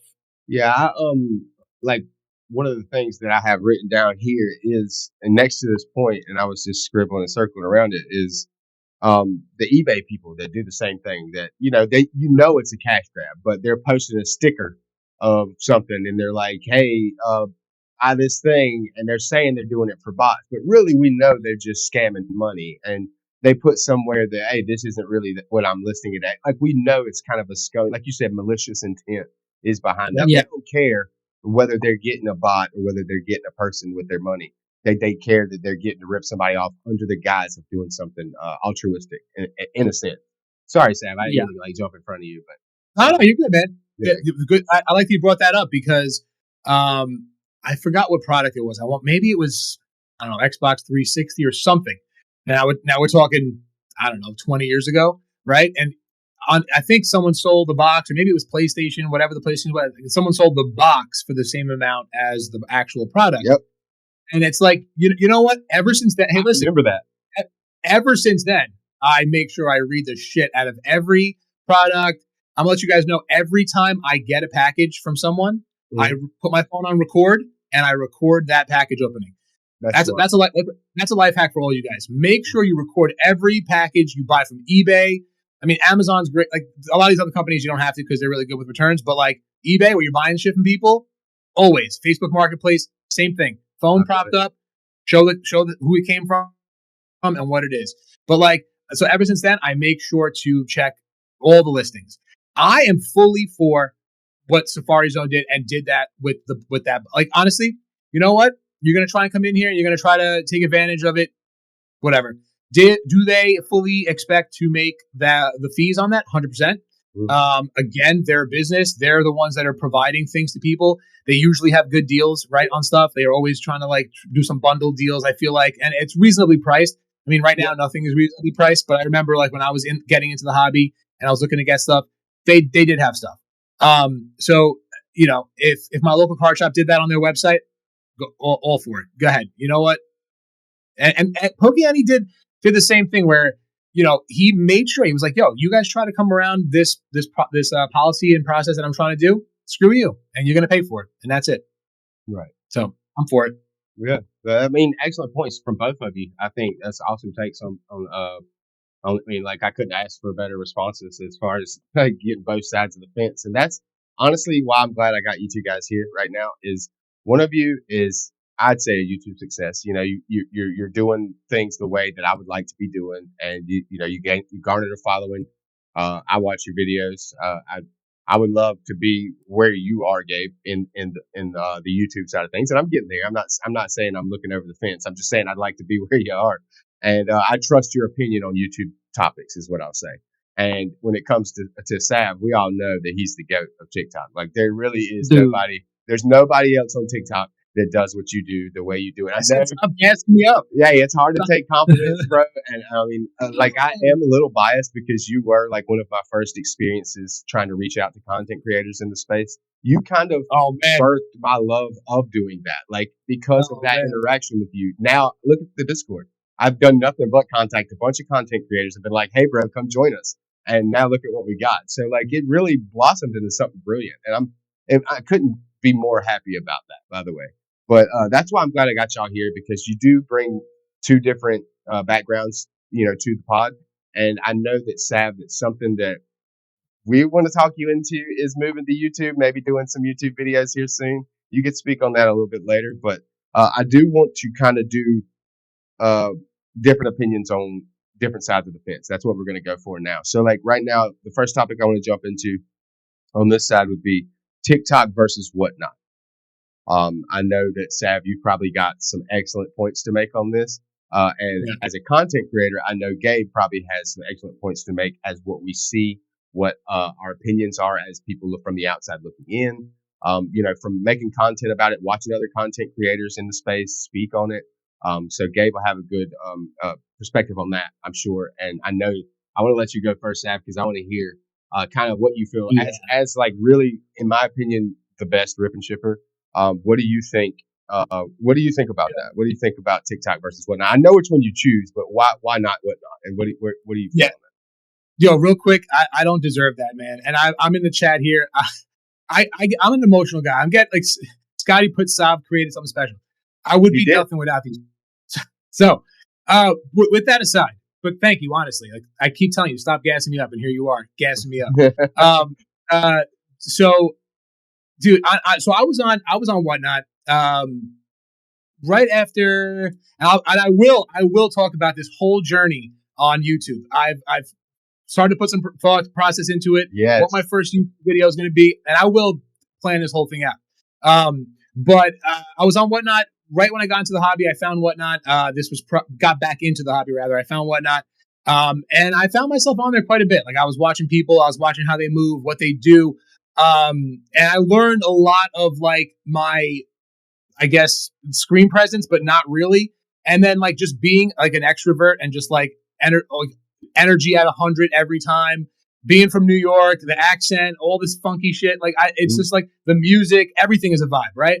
So I tried selling on Whatnot, and I didn't find much success. And I say that because I think that Whatnot is more for singles. And this is my opinion. It's more for singles, slabs, where it wasn't so much more of so much of a live selling experience. Yes, you are selling live.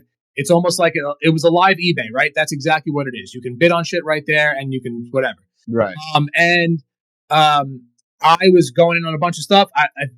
This first set that came out when I was back in was Brilliant Stars. So I was chasing that set hard, and that was really the only place that I was going. I was home. I was in my bed. I was watching TV. And I found myself constantly on it. It was great. And then when I went to go sell, it's hard. Like there are really big pages there that keep, and this is what I noticed, and I kind of went back on there just to see. I think Ryan's Card House is one of them. Mm-hmm. Big Blazing Card. I don't know if they're on TikTok now, but bigger accounts that like are, dude, Ryan's, I think it's called Ryan's Card House, Ryan's Card Shop. I don't know if you guys know who that is, but dude, the guy is huge. Yeah. He's on Instagram. He's everywhere. Yeah, but like he's running a giveaway. He's running a giveaway every 5 minutes. And that giveaway can only run for 5 minutes. So like so that almost chokes anybody new that's trying to come in and do something like that. It does. Yo, you come in and you're like, yo, this guy's giving away a pack every 5 minutes. Why am I going to go anywhere else? So, and you know what? That works for him. He got the viewership. He's got the followers. So it's hard. And listen, for someone as big as Ryan, like he probably is not even paying the fees that someone like me would pay, because now he has leverage. He's like, yo, I got 100,000 people that'll come in and watch on your platform. You want to make, you know what I'm saying? So like, and he's probably doing the same thing on eBay. And that is something that he's built, and he should be able to do that. You built this brand. Granted, you built it on the back of these other platforms, but they were getting their cut all the way up, right? Yep. So now you want me to stay? All right. Well, now the fees are 6%. They're not 13%, or they're nothing. You know what I mean? Or like whatever. So like he has the leverage and he can do it. But that's so that was my experience on Whatnot. It was tough. My brother was like, yo, you got to sell on TikTok. Shout out to Dre. My brother, he was on TikTok before me, and that was the time. So again, now we're talking like what, 2022. That was like when TikTok was just like a bunch of teens doing dances, and I'm like, yo, what are you talking about? Like, you want me to go and sell on this platform? Like, I'm a grown ass man. I'm not going to jump on TikTok. I downloaded it. I went live New Year's Eve, going from 2023 into 2024. So I just passed a year on TikTok. And my God, from the first day, just like people coming in and just saying like, yo, your energy is amazing. Yeah. How are you, like, how are your prices so good? And all this stuff. And I always said from the jump, like, I'm not here to break anyone's bank. I'm not here to I'm not here to make a living, so that I'm kind of like, I'm able to move a bit better, right? I'm able to offer better pricing. Obviously, I always want to hook up the people that are always coming in, but like, just not even looking at that, looking at the platforms as it is. Whatnot is not a social media platform, right? Where TikTok will do whatever it can to put, yo, you're making sales? Yo, let's go. Ride you right up. They'll push you as far as they need to, right? Whereas Whatnot, you can clip stuff that you sell, but like, it's not going to get the viewers that TikTok is going to get on your video. So now I'm like, all right, there really is no incentive for me to go over here. I'm jumping over here. And now anytime a video comes out, a card comes out, I just put my face on the camera, I record a video, and I push it out. And that will bring people to my live stream. Like it's all connected, right? Mhm. Whatnot doesn't have that. I think it's way too late for them to even do something like that. No one, in my opinion, and that's why the government is trying to shut TikTok down. No one can duplicate what TikTok is doing. Right. No, if Mark Zuckerberg, who's been doing this shit for the better part of 20 years, cannot, even by copying, cannot duplicate what TikTok is doing, you know that they're doing something right in that aspect, or wrong, depending on what angle you're looking at it from. Like TikTok has brought, and it's not only about making money, for me at least.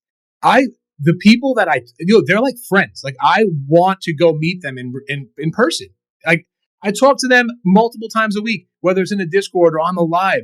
They know my kids' names. Like, I mean, some people might not like that. All your kids' names and all this shut's out on the pub. It's like a family. So that's what I came here to create, is like this community of awesome people. And I always say it's not me. Like these people made SavsSavageRips. I could still be a nobody with nothing going on. Like it wasn't always easy. Like I was going in on my own breaks in the beginning on TikTok just so I can get this stuff sold, right? I'm like, I'm not going to sit here and have these people wait another half hour for someone else to come in and buy a spot in an energy break. I'm going to take that spot and we're going to keep things moving. Right. You know, and some people don't understand that, or they're not willing to put that little bit of extra, you know, into it. Like that's just me investing in my own business, right? Yeah. Like I go in and people now as people come in, they're not sitting there watching my hands twiddling a pen waiting for this thing to sell out. We're ripping packs, so they might get in on the next one, and then it just goes from there. So that's really the big difference. And I'm sorry, I know I could talk forever. That's really like my big difference with Whatnot, and how almost like how they don't really do. It's just you. You are the person pushing you, and TikTok does everything in their power to help you. Look, they get their fees too. It's still about half of what eBay and Whatnot are taking. So people that aren't selling, get on. I mean, I don't know what the fate of TikTok is, but you know, when I joined, it was 2%. TikTok was taking 2%. I'm sorry, TikTok is taking 2%, and they were paying for everyone's shipping. Whoa. Who's doing that? Now I would make a video about that too, but like, think about that for a second. Yeah. No one. That's insane. Nobody. I sell on TCG Player and they take 15%. Yeah. That is criminal, bro. It's criminal. That's what I'm saying. So like, when I say like the social, like that's what I mean. Like TikTok is doing something right, and people feel threatened by it, and rightfully so. They got a lot of money, dude. No one's paying for your shipping, taking 2%. Now, don't get me wrong. It's all part. They're smarter than everybody. It's all part of the game plan, right? Right. Because now they got 1 billion, or how many active users a day. They're not paying for shipping anymore. Well, they do sometimes when they run promotions. Right. But look, they got me there because of 2%. Then they raised it to 6%. I'm sure the target is somewhere around 13% eventually. But they got me there. They got the buyers there. And they trying to get me down. Well, listen, they slowly start to take away some stuff, sprinkle in a little bit here, sprinkle in a little bit there to keep people happy and pushing. But like, no one else is doing it. Right. Nobody else. So, you know, that's my take on both of those.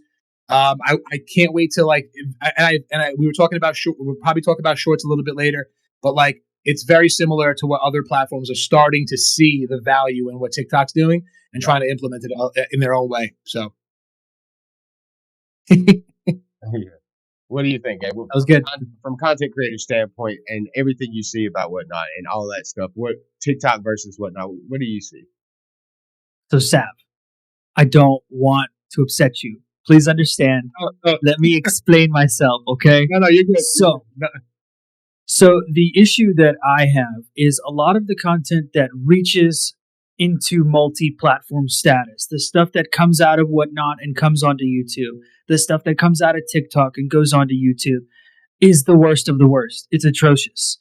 And the stuff that does get out there just makes rip and shippers look terrible. Yep. And I was under the impression that most of them were pretty fucking shitty and that they were real scumbags. And meeting you and getting to understand your character, you have changed my opinion on that. And, you know, so I do appreciate you giving me that perspective. Because it's just like whenever you only get your news from one source and the propaganda is all you hear. So you believe the propaganda because it's the only thing you hear. So I was being fed information of things that happened on these other platforms that leaked into the platform that I mainly digest content. And, Rip and Shippers seemed like an atrocious group of people that you don't want to associate with. And so, as far as TikTok versus whatnot, I'm a little biased in the fact that I don't necessarily like TikTok. I think the short attention span training of the mind is so bad. I'm all about delayed gratification. That's why chasing cards is amazing. I'll open 150 packs, and then when I get my card, I'm like, it's happening. So, but other than that, the fees that you explained, the way that they have their business model structured, and like you said, it is a social media platform. So their algorithm is tailored to funneling individuals who like certain content into certain niches inside the platform. So someone like you, who they understand, they're selling this product, it's around an entire franchise. Let's funnel people who like that franchise to this person to see if we make a hit. Super awesome concept. Whatnot does not do that. I think Drip is still very infantile in its attempts to be a big company in this space. But I think that considering the setup that you have created for yourself, this community, this group of family members, essentially, that you hang out with every single time you get a chance to, I think that it's actually really, really healthy and really, really good. Yeah, absolutely. I agree. We need more people like Sav in the space. I know you don't like me gassing you, but I'm just saying, positively proving that there are good rip and shippers, that there are. I mean, I've got a couple of friends that do that, and I don't want to say I had a bad opinion of rip and shippers beforehand, but I definitely saw that it could become a problem for the space beforehand. And meeting a few people that I have, a Pokebell that was on earlier, he's great. I mean, he's new to the space. It's kind of like Sav. I imagine how it was for Sav when he first started. But I don't want to speak for him, but he also, the way he does business, the way he's transparent, upfront, very kind, very well spoken, soft spoken. His demeanor. You'll hear a lot of people talk about Sav's energy, his vibes, you get on there and you feel like the guy's having fun. And I think that is so important. And it's not something you can coach. It's not something you can fake. You can't go unless you're like Brad Pitt, or like some A1, guy. You roll a D20 for looks. Exactly. Let me get my charisma skill. Unless you have some way to sway the audience, then you're not going to be able to fake that. And I think Sav has created something that he didn't have to fake to get there. He just is.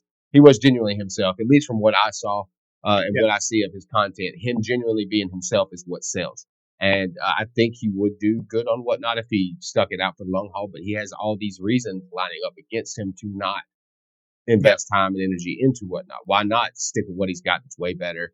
And I mean, unless he was being, I don't want to say greedy, but wanting to bite off more to chew, then why would he even want to add that extra stress? At least in my opinion, that's how I view. Yeah, I mean, look, I appreciate the kind word, Zero, and yes, well, rip and shippers do get a bad name. There are bad apples in every aspect of life, right? So I don't blame you there. And the negativity negative headlines always get attention, right? So of course, all the shit from every platform is going to make it to where it needs to make it for people to watch and form their opinions on that stuff. So I don't blame you. And there are people, and I go into the thing is, I don't know what other people paid for stuff, right? And that's where the whole scalper mentality comes into play. You don't really know how much someone paid for that booster box to be selling it for that much, right? Sure. But when I scroll through, and I just want to again plug in my dude South TCG. He was on my stream early on, and I think started to stream himself on TikTok about 3 months into me starting, and I helped him get up. Any questions that he had. So again, I'm always here. I'm not a gatekeeper. Anyone wants help with anything, I'm always here to answer any questions. Whoever you want to call me up, if I'm available, dude, I'll talk to you. It's just be yourself is where you is what you should be doing on every platform, because people will know when you're not, because you won't be that person every time, and they'll notice. You know what I mean? Yep. But like, I am just a fun person. Like, I'm a fucking kid at heart. I will always be somewhere in my 20s. Like, I'm 40.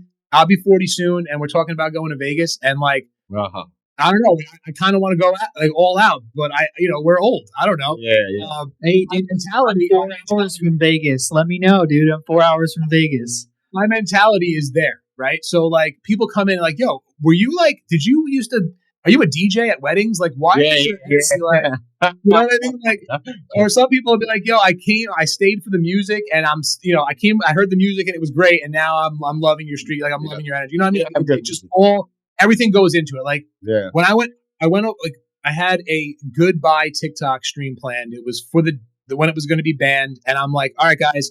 And I started prepping everybody. Like, look, I got an IG, I got a Whatnot, I got this, but I think I'm going to go over to Whatnot. It's very similar UI, where it's, portrait, not horizontal. You get the portrait with the likes are the same. You tap the screen, you can share, everything's on the side, you can enter giveaways. All the stuff is the same. But people couldn't hear my music. For some reason, I don't know if I had a certain setting on where it was just focusing on my voice and you couldn't hear the music. And then I can go back to cut those scenes, and it doesn't sound like my live stream. It's very weird, but like, it doesn't sound like it. And it was different, and it was weird. And my chat was, they let me know, like, it sounds it's just different without the music. And it is. And it's right. Like, they're used to a certain thing, and that's me. Like, that's me on screen. And that's me, like, now, like, I'm just, like, I could be sitting here and just be like, but that's not me. Like, I'm animated. I don't know what it is, but thank you guys. I appreciate it. Like, this, I'm here to do what I can to like help the community. They help me, and in turn, I help them. So I'm going to be giving a Journey Together booster box away to a subscriber probably tomorrow night. So I got to figure that out. Subscriber giveies for March. Is a Journey Together booster box. So go sub to Sav. There's SavsSavageRips on TikTok. Make sure you do I always tell people, I'm like, guys, for $3, you don't even have to subscribe for more than a month. But for $3, why not just subscribe? I gave away, we gave away Surging Sparks. I gave away, here's just to, not to whatever, but my first giveaway was in August. It's like, I opened up after you get to 1,000 followers on TikTok, you can open up subscribers. I wasn't going to do it. Someone asked me, I think this guy named Jay, who was my first subscriber, he was like, yo, put the subscriptions up. I'm like, I don't even do anything to warrant a subscription, right? I'm just having fun. And then there you go. And then my first subscriber givey was in August. I did a first edition Gym Heroes booster pack. One of my friends opened it up. Zero. One of my buddies sold it to me. I think he sold it for like $200. I'm like, you know what? I'm giving this away to you guys. You guys are fucking awesome. Like, subscribing to, I still say this. I'm a nobody in the grand scheme of things. Like, I'm just someone that just wants to have fun opening up Pokemon packs. And you guys did enough to subscribe. Here, we're gonna do that. Then we did what else did we do? We did Stellar Crown booster box. We did Surging Sparks booster box. We did in December. I gave away a Celebrations UPC. It was my birthday's in December, and my 1-year anniversary. I was on TikTok. I was doing a joint. Yo, who's doing? People that have hundreds of thousands of fucking subscribers and followers aren't doing that. Yeah, unless you're fanning. Right. But like, you know what I'm saying? Like, dude, but he's look, big YouTubers are in a class of their own. They can make a video and recoup all of it, and it's great.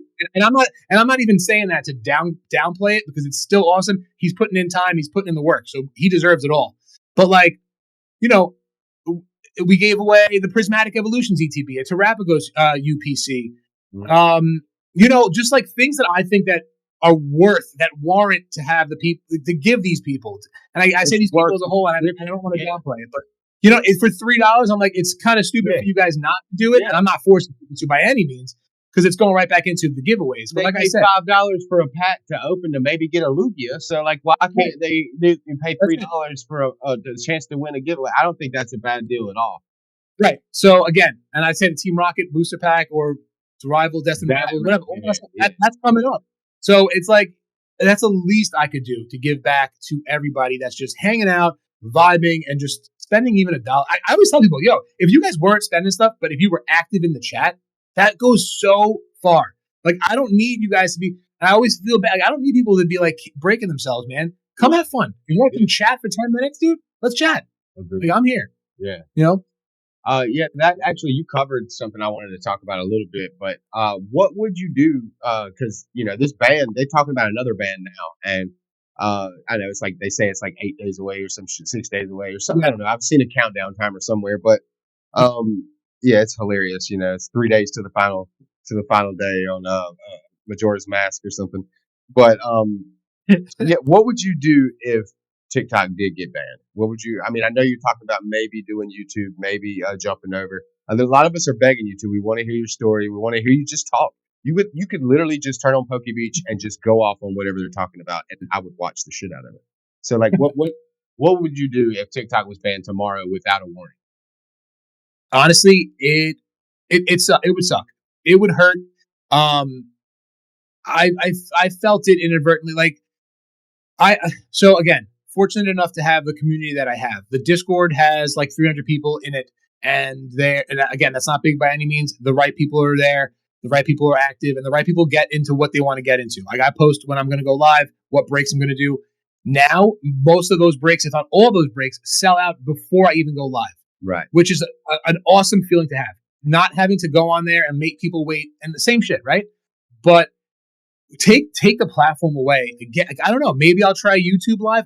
Can I even go live on YouTube? Yeah, like, dude, you would kill YouTube Live. You would love YouTube and the video, the VOD. There are people who do rip and chips on YouTube. The thing is, like, here's my problem with that, right? I've never once gotten a YouTube Live notification. I've never once gotten driven to a YouTube, someone that was live on YouTube. Nothing. You will if you click the bell. You have to click the bell notification to be notified. Also, they changed the format where live stream shorts you can put into portrait mode and it'll show up in shorts as people are scrolling, and people will doom scroll and the algorithm will push them to you. And if you get any people in your chat that are new, have like a little notification that pops up whenever they follow you, say, make sure you turn on the bell so that whenever I show up, your phone lets you know. Yeah. And it creates this engagement where you're like, hey man, I want you to come back. This is how you'll know whenever I'm here. Yeah, I mean, that's like the biggest, that's the biggest, go ahead, sorry. Yeah, not just that. I was going to say that there's this beta tested tech right now. It's called like ATOM. I'll send it to you. It's like AUTUIM or something like that. And you can add it to OBS and you just click and it multi-streams you to both YouTube and Twitch at the same time. It has all that set up. It sets up vertical and horizontal, so you can choose which ones you want to do, and it auto plugs it, auto sets you up. All you got to do is put in your, the little URL thing code it gives you, and it sets you up on both of those, and you can auto do that right from OBS. I haven't done it personally. I've played with it, and I did like one test thing, but it seemed very easy, very seamless, and something that they're perfecting right now. If you wanted to look into that, I think that you would absolutely murder on YouTube and Twitch as well. Yep. There's a whole groups of audiences there that they don't use TikTok, they're on Twitch. And so you could get those people, you might be able to Logan Paul it and bring back some of that, energy to that space. But what I'm thinking is, once you get enough followers, enough view time, enough watch hours, the ad revenue you would get just from your VODs and your videos that, where people pull, you title it, hey, we pulled a Charizard, 2 Charizards today. And yeah, that might be a live video from 2 weeks ago, but people want to see that Charizard. So they're clicking on it. They're watching it. It's getting engagement and people will want to run ads on it. So like that will eventually add up to do stuff for you. I mean, I don't know. I messed with shorts, and really short is just like a recycled TikTok video. Like I'll post it on TikTok and then I'll come and post it on shorts because that's similar. But it's similar like what Gabe was saying was like the short mindset, short time frame. Like it's you're coming in. I keep hitting my damn mic. You're coming in. You're all good. You're coming in. You're quickly seeing something, and then you kind of so like I I've been seeing a couple of views there, whatever. So I'm on YouTube a little bit. And I was thinking about streaming on YouTube on the side, like setting up another phone and just a different angle onto the live stream. And you can multi-stream to TikTok and YouTube as well. So you could actually set that up with the same thing I was talking about. Through OBS. I was trying to mess with OBS. Like one stream I did like my webcam on the top and people could see me and I had like a green screen behind me and it was a little weird. And I don't know. It was also a bit different. Well, you can do it where you can Come to stream, like I said. YouTube. Yeah, you could do like I was saying with the Twitch and YouTube thing. You can with that same program, that Atom or whatever it's called, Adium. You can use that and set up TikTok, YouTube, Twitch, and I think there's one more, maybe Whatnot or Drip, and you can multi-stream to 2 or 3 of those at the same time. So you could actually test it out by doing your regular stream. You could just do your regular TikTok stream and also be doing automatic YouTube stream at the same time. And you holler in the Discord that you're doing that, and we're gonna jump in and support. And we'll start engaging, and that'll ramp up viewership and the traffic on YouTube. I don't know. For anybody watching, this is how you do it. This is how you get started. The reason that I like that we're hashing this out a little bit is because Sav is somebody who's established. He'll have no problem telling his audience, "Hey guys, I'm going to be doing some YouTube stuff. I'm doing this giveaway on YouTube. Come check me out. We're going to run a couple videos." And after they see his first video or two, they're going to actually watch most of his videos. A lot of those people will stick around. Some of them are just there for the giveaway. It just is what it is. But a lot of those people will come back and be recurring viewers. So I wanted you to see us hash this out because as somebody like Sav who does have a huge following, bigger than me and Gabe, to be honest, and he has a huge following. Yeah. And all of those people support him. They're not just like fair weather fans. They're like people that really go hard for Sav. And they would do that for him. I think it was Pat. I've talked about this on the pod before, but it was Pat from Deep Pocket Monster who said that all you need is like 250 like hardcore fans, hardcore supporters, and those people will make sure that you can have a living in this space. And Sav has a bunch of those people, so I think he'll be fine. I want you to see that even for somebody in that position, that switching over and making the transition, that coming to YouTube, that it can still be a daunting thing, and it can still be I'm sure Sav probably has some reservations. Do I script it out? I mean, I'm not speaking for him, but it's like, what do I do? This is not the same as me just being myself on TikTok, so it can come with its own set of reservations. And that's where I want to jump to you, Gabe. And we already covered a lot of the topics I was going to run through here, which is the pros and cons of ripping ships and the good and the bad, the ugly and stuff like that. But for you, Gabe, I did want to also cover, more or less what we're already talking about.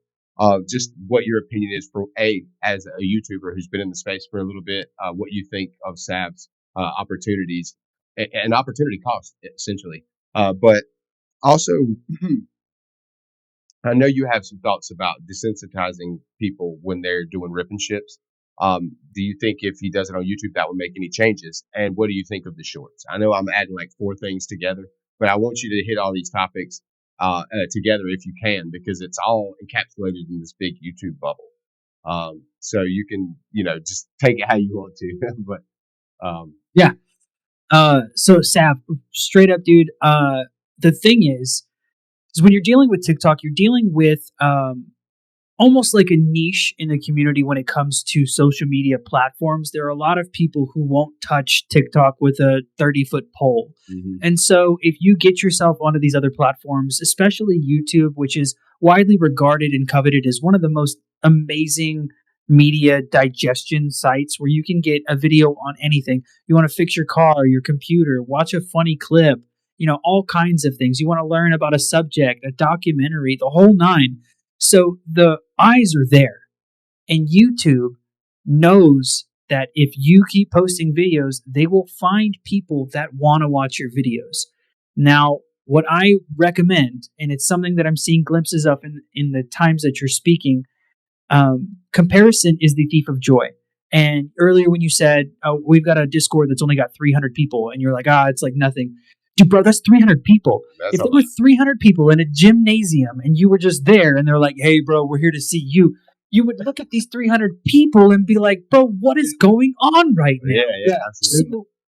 So whenever you start out and you get 3 subscribers, 4 subscribers, dude, scream to the high heavens with joy, because YouTube has found people through their algorithm that want to see you.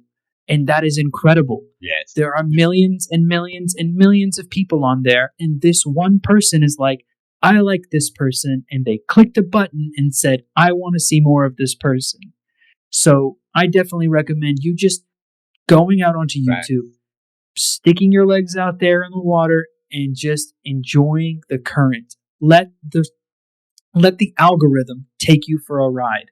And the only thing you have to do is just continue to post things. I think you double your followers very quickly. I think you do. I think you double your numbers. Yeah, easily. And I wouldn't ever feel like, real quick, their copyright shenanigans, be careful. Okay, be careful. They will get you on any kind of music, even if it's like for 1 second or 2 seconds. Music? Oh, man. Yeah. I mean, well, you can play music in the live stream. It's just it can't be connected to the VOD. So just remember that. And then I'm so sorry. I got off on a tangent because I really wanted to be clear. What was it that was combined in what you had asked me? Yeah, I wanted to, well, it's more or less that other point is kind of for Sav, but from you. So we'll cover that next. But the YouTube Shorts thing, with him coming from TikTok, Shorts is obviously, you're an expert at Shorts. I've seen Sav's Shorts, and I don't know if he's a CapCut wizard or what, but there's not many people that can do what he does. He knows he's good at that. So he'll take that compliment. But some of his, he shared the recap video in the Discord where he just recapped the numbers from last year, what he ripped, these facts of what his business did over the past year or whatever.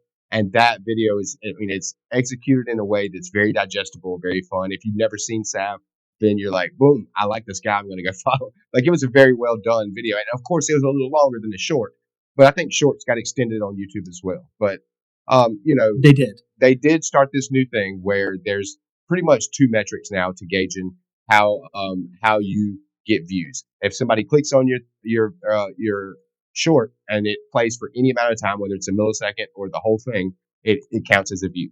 But then there's something called an engagement view, which is where somebody actually stuck around and engaged with the content in some way. Maybe they watched the whole video, maybe they gave it a reaction, whatever. So there's two different metrics for gauging it. It's supposed to, I think it's designed to make new people feel like they're getting more views than they really are so that they keep posting. But I think that's their aim with it, but I'm not really sure what their aim is. It might be to confuse the user. I really don't know. But if you're looking at your engagement views, I think you're going to get a lot more honest tale of what you're doing. That's my opinion. But I wanted to get your opinion, Gabe, on what you think about the new shorts change with YouTube, and what do you think that will mean for Sav coming to YouTube if he does choose to do that? So the only thing that he needs to realize is that YouTube's communication is absolutely atrocious. So back in November of last year, they had said, okay, we're going to allow shorts to go over 60 seconds on, like, I think it was the 13th of November.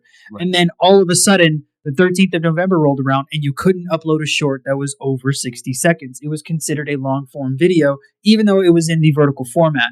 And so as time went on, they were like, oh, okay, a week has passed. Now about 10% of the shorts will be longer than a minute. And then they were like, okay, 2 weeks later, okay, it should be about 75% integrated into it. So instead of saying, hey, it's going to take time for it to update the system and long form shorts will start to be in the algorithm at this time, they literally trickled them in, and it destroyed everybody's engagement on their videos because they were being pushed out to 1-2 people. And then the algorithm sees, oh, this video has been here for 3 weeks. It's seen 4 or 5 faces. Only 2 of them watched it. I'm going to stop pushing it. And there still is a slight algorithm pushing issues with certain videos that are over like a minute and 10 seconds long. They just don't get pushed out. It's just kind of how it is. They're still working on the system. It's not the best. So when we're using that as a context, I had to bring up to, Harrison here, that they're saying that these views will be counted if a video ends, it immediately starts the video over and you just get another view on the video. Mm-hmm. And then the same deal, if someone is scrolling, you automatically get a view. However, the engagement views are what you need in order to get monetized on YouTube. So that is a completely different metric that will be completely cataloged in a different area.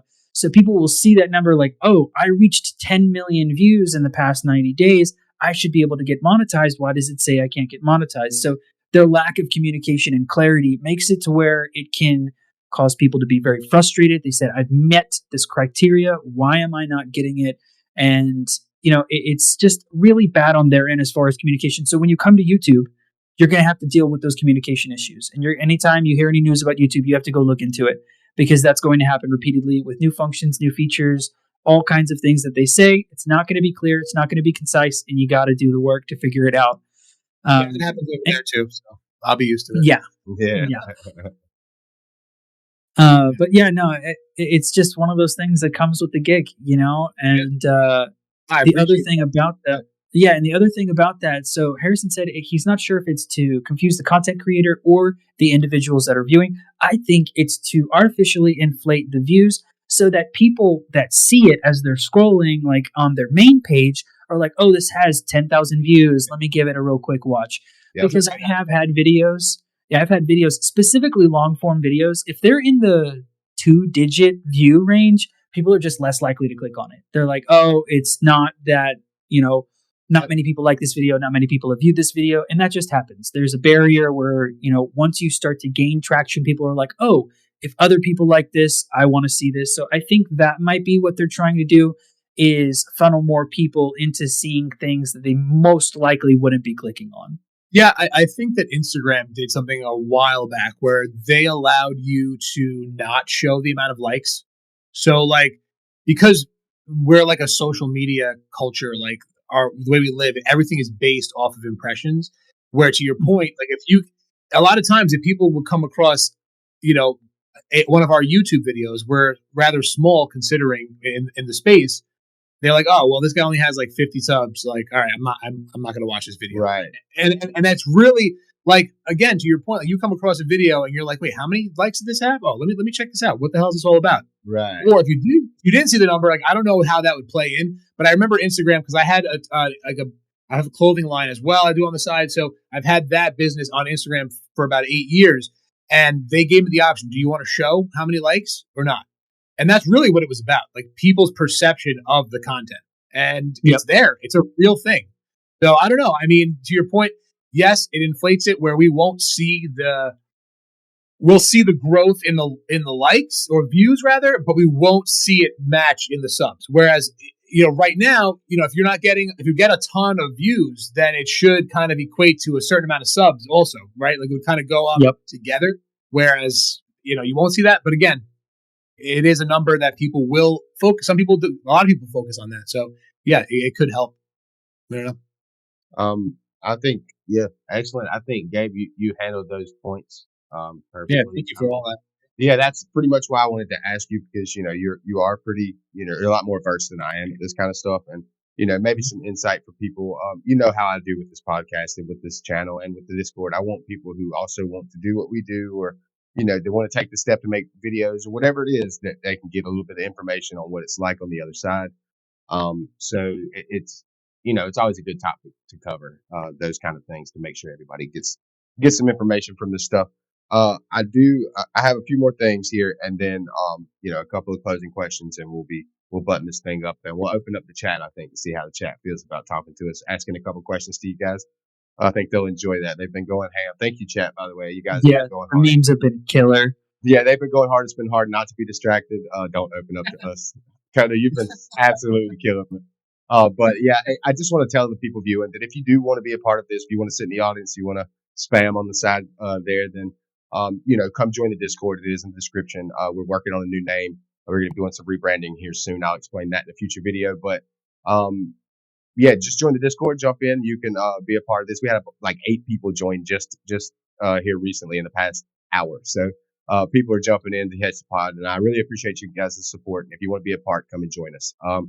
But yeah, I got a couple more little things here, and then I have a spot where I like to ask each guest about 5 questions. Now, Sav, a couple of your questions we already got to because we just couldn't help it.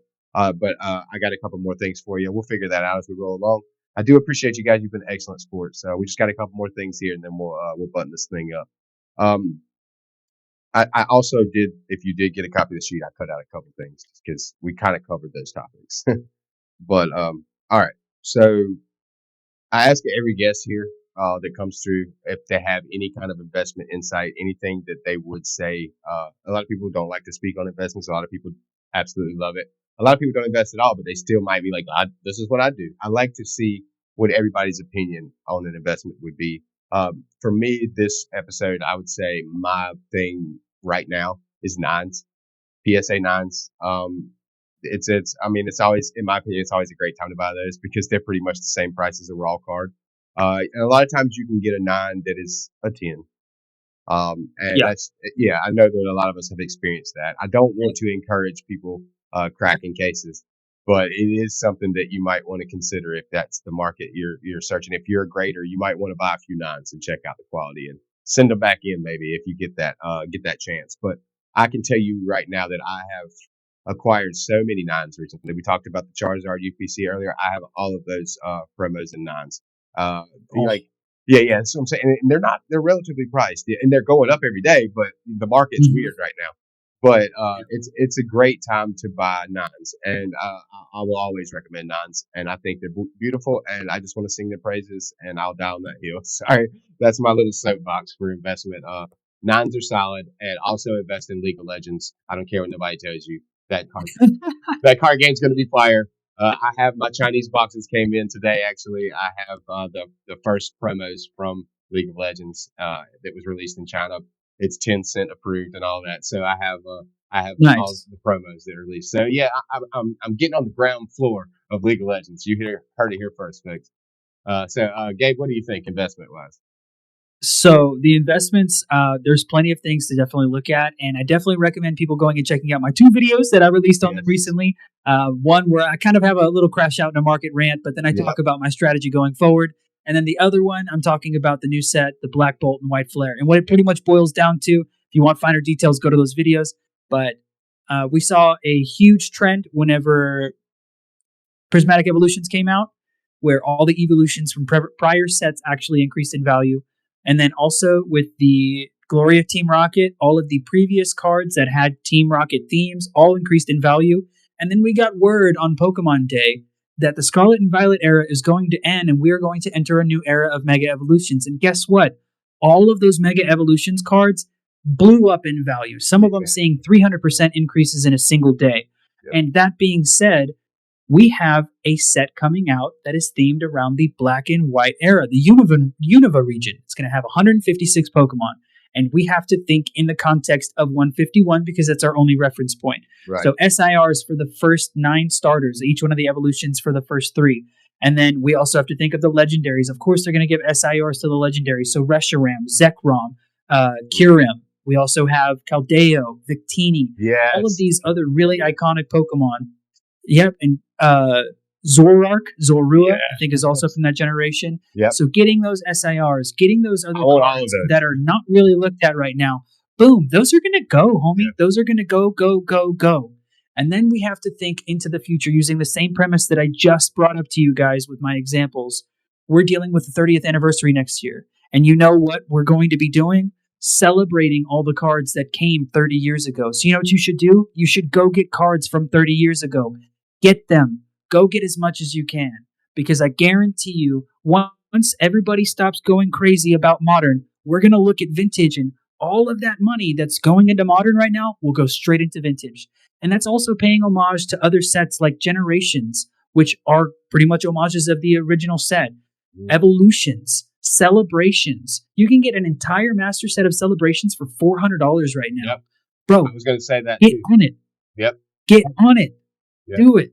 And also, I want to bring up, I did see you, the the Dragonite dude, in our chat. I did see you talking about bring back tag teams. I do want to make a little point because it's one of the things that we didn't have time for. I kind of crossed out today, which was the video games and how some of the stuff happening in the gaming space will be bringing some stuff to the card space. Sav, we're going to hear your investment in a minute.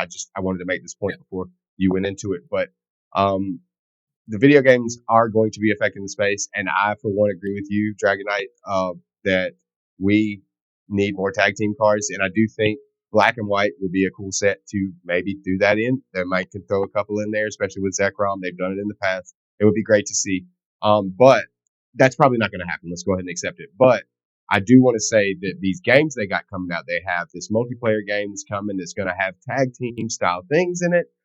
So I want you to keep that in mind as that will affect the card space. They did say we'll be entering a new era, so we'll have those mega evolutions, and then we will, in my opinion, have a set that is tag team based. It will be based around partners, Pokemon partnering up. It will have something of that nature because we have seen this return to form. That's what they're doing. They're returning to form. Oh, what was hot then? What's going to be hot now? this is nostalgia we're feeding them. So let's keep eating off this gravy train. And I think that these games that are coming with the more multiplayer aspect is going to lead to them tag team cards coming back. So I feel you wholeheartedly, Dragonite. Let's get it. Also, Dragonite's my favorite Pokemon. Sick name. Yeah, how do you feel, Sam? I do agree also with the point about um, celebrations. I've been talking about that probably for 3 to 6 months now, that master sets are like $325. Yes, there you go. Yeah, if you have those bad boys, dude, then you're going to be sitting fat next year. So if you could stock up on any of that stuff, then that would be a good time to do it. And like you said, it's not a hard set to master. Really easy. The shipping fees will be the worst part of it. And, maybe you can optimize your cart, or maybe you can get them from one place. But sorry, I'll stop yapping. I want to hear what you got to say, Sam. No, good. And yeah. So as far as like investing, it's probably something that people haven't, already heard before a million times. But right now, there's nothing better in the Scarlet and Violet era than stamped items, right? So like stamped promos were always a thing, but like throw that into a sealed product, and then you got this whole other, like a sealed ETB that's exclusive to something.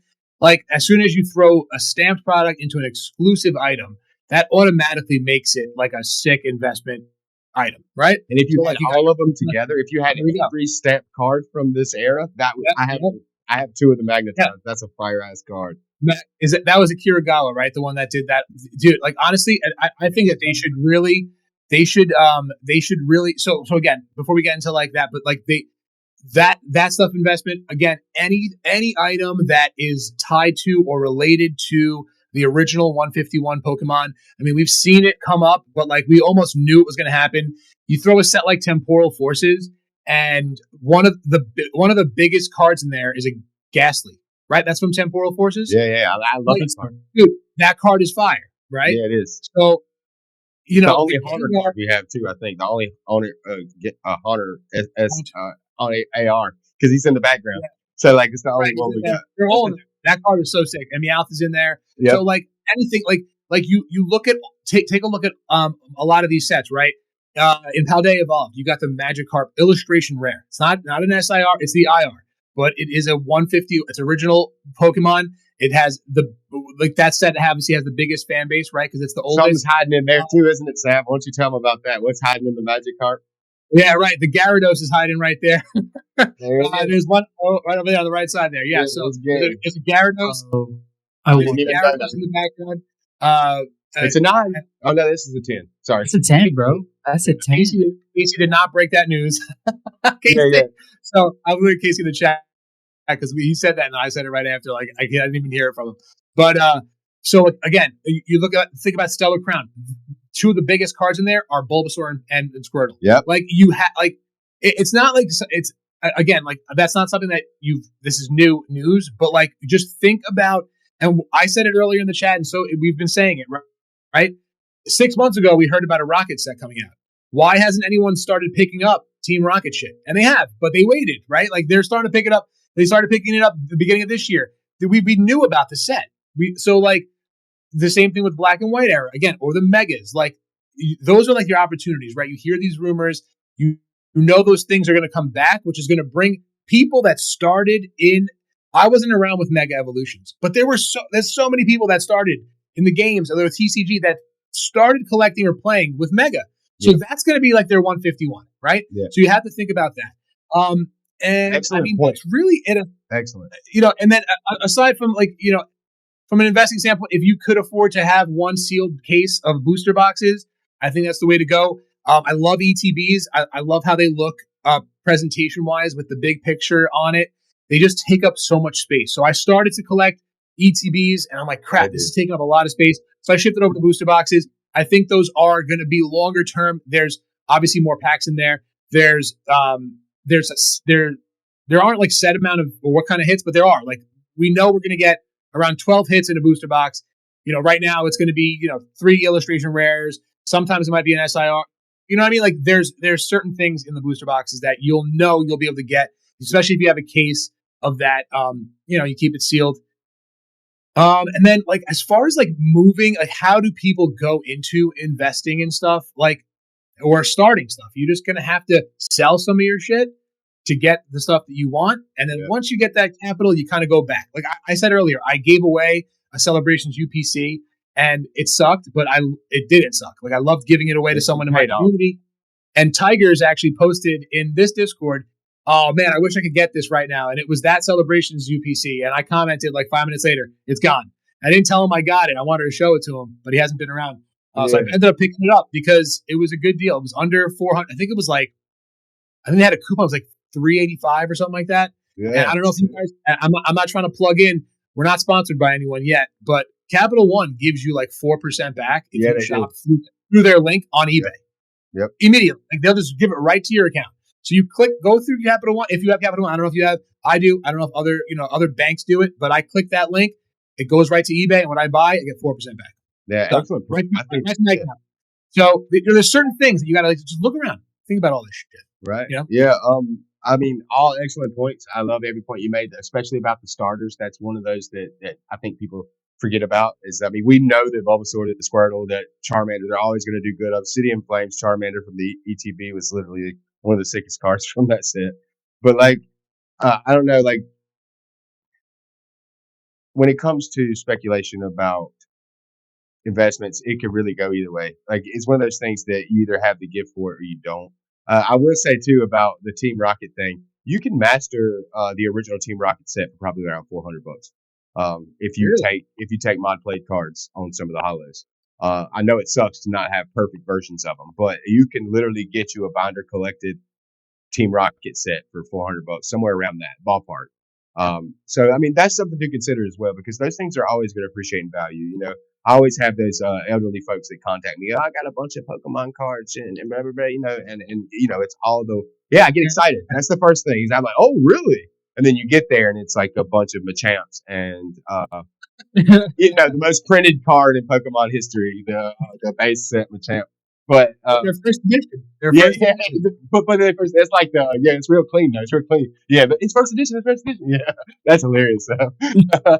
But yeah, it's always a bunch of those or a bunch of like the regular commons and stuff like that, which aren't worth that much. I know we're taking a lot of time. I'm sorry, guys. I don't mean to keep y'all up super late or nothing. But, dude, it's 7:30 where I live. I'm straight, homie. I get to go make dinner after this. 7:30. Wait, where are you at? West Coast? Yeah. Yep, West Coast, way over here. Nice. So I have two questions that I'm gonna. I'll ask y'all one now, and then I'll save one to wrap the pod up, and then I have a couple questions for each of you individually. That'll be just your question. So one question that we like to ask just about everybody that comes on the show is, what would you say to somebody who wants to do what you do or is interested in what you do? And Gabe, you can go first since you look surprised. It's kind of what I told Sav earlier. Like, you have to just dive in and let the algorithm take you on a ride, and don't push yourself to be like, oh, say you're doing Pokemon content and you're like, PokeRev has 1 million followers. I'm just a drop in the bucket because I have 3. Or you say you're doing video games and you're looking at Shroud's channel and you're like, holy shit, Shroud has got 10 million subs. How on earth am I ever going to reach? Comparison is the thief of joy, and that is the biggest downfall of everybody's ambition. You have to just do it.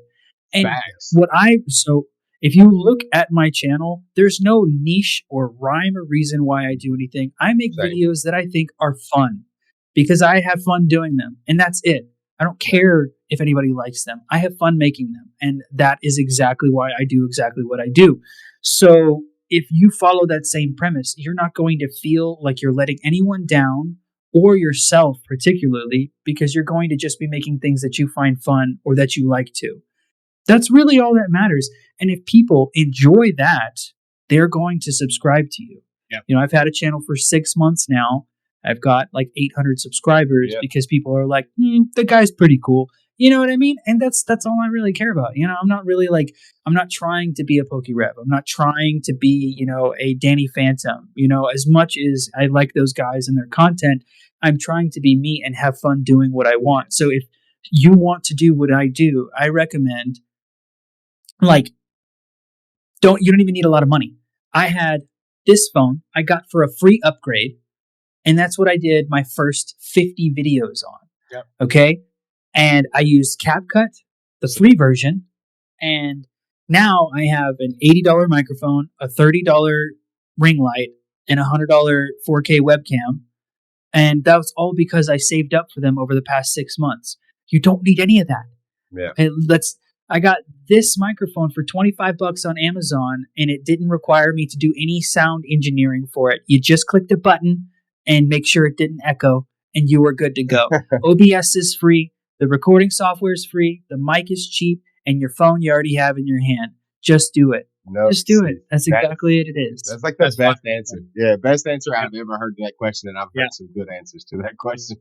You just killed that. Yeah, you killed that. I mean, if that don't inspire you to fucking do this and take that first step, guys, just make that first fucking video. Just, I'm sorry for the language, but seriously, I can't stress to you enough because I'm somebody, you can ask these guys. I was nervous talking to them, and I love these guys. So, like, I'm a nervous person. I mean, don't get me wrong. In person, I'm a very outgoing, very talkative, very energetic kind of person, but I am nervous when I'm talking to anybody because I want everything to be perfect. I'm a very people pleasing kind of person. So I'm always nervous. And to take that first step, I think is so freaking hard. And to take the second and third and fourth, you got to make another video after that first one. So you got to let that realization sit in. And I think that for a lot of people, it's making that first video. And I'm going to tell you something. You will have a high from that you can't get anywhere else. Like, just like this pod, when I get off this pod tonight, yes, I'm nervous going into it, but I will be singing because like we had a magic conversation. I've enjoyed myself. There's no reason to be nervous. I'm talking with friends and we're talking about things that we all enjoy and I'm learning, like, which is my favorite thing. So I will be just zinging from this. And I think that it's the same way when you start getting those comments on your videos. Hey man, I don't see why you don't have more followers. Hey man, whoa, this is really good. I see that your quality upgraded. I like that edit you put or that music you added, whatever it is, you will get something from that. And I know it might not be 100% healthy, the parasocial and the, you getting a dopamine rush from somebody liking what you're doing. But the fact of the matter is you're putting yourself out there and somebody is reciprocating some form of love. And even if that's a like or a smile or them saying, fuck you, like they're engaging with your content and it makes you feel something. And I don't think there's anything wrong with that. I don't think that's essentially by itself that's unhealthy. I think you can take it down unhealthy roads, but you can do that with anything.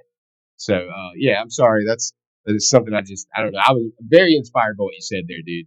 Yeah, that's great. I think that's an excellent answer. And Sav, sorry, you got to follow that, buddy. But the same question: what would you say to somebody who wants to do what you do, or is just interested in what you do and wants to learn more about it? Yeah, I mean the main thing is just do it. That's it. Like exactly how Gabe ended it. Just do it. Just go out there and put your first video out there. Everyone's nervous.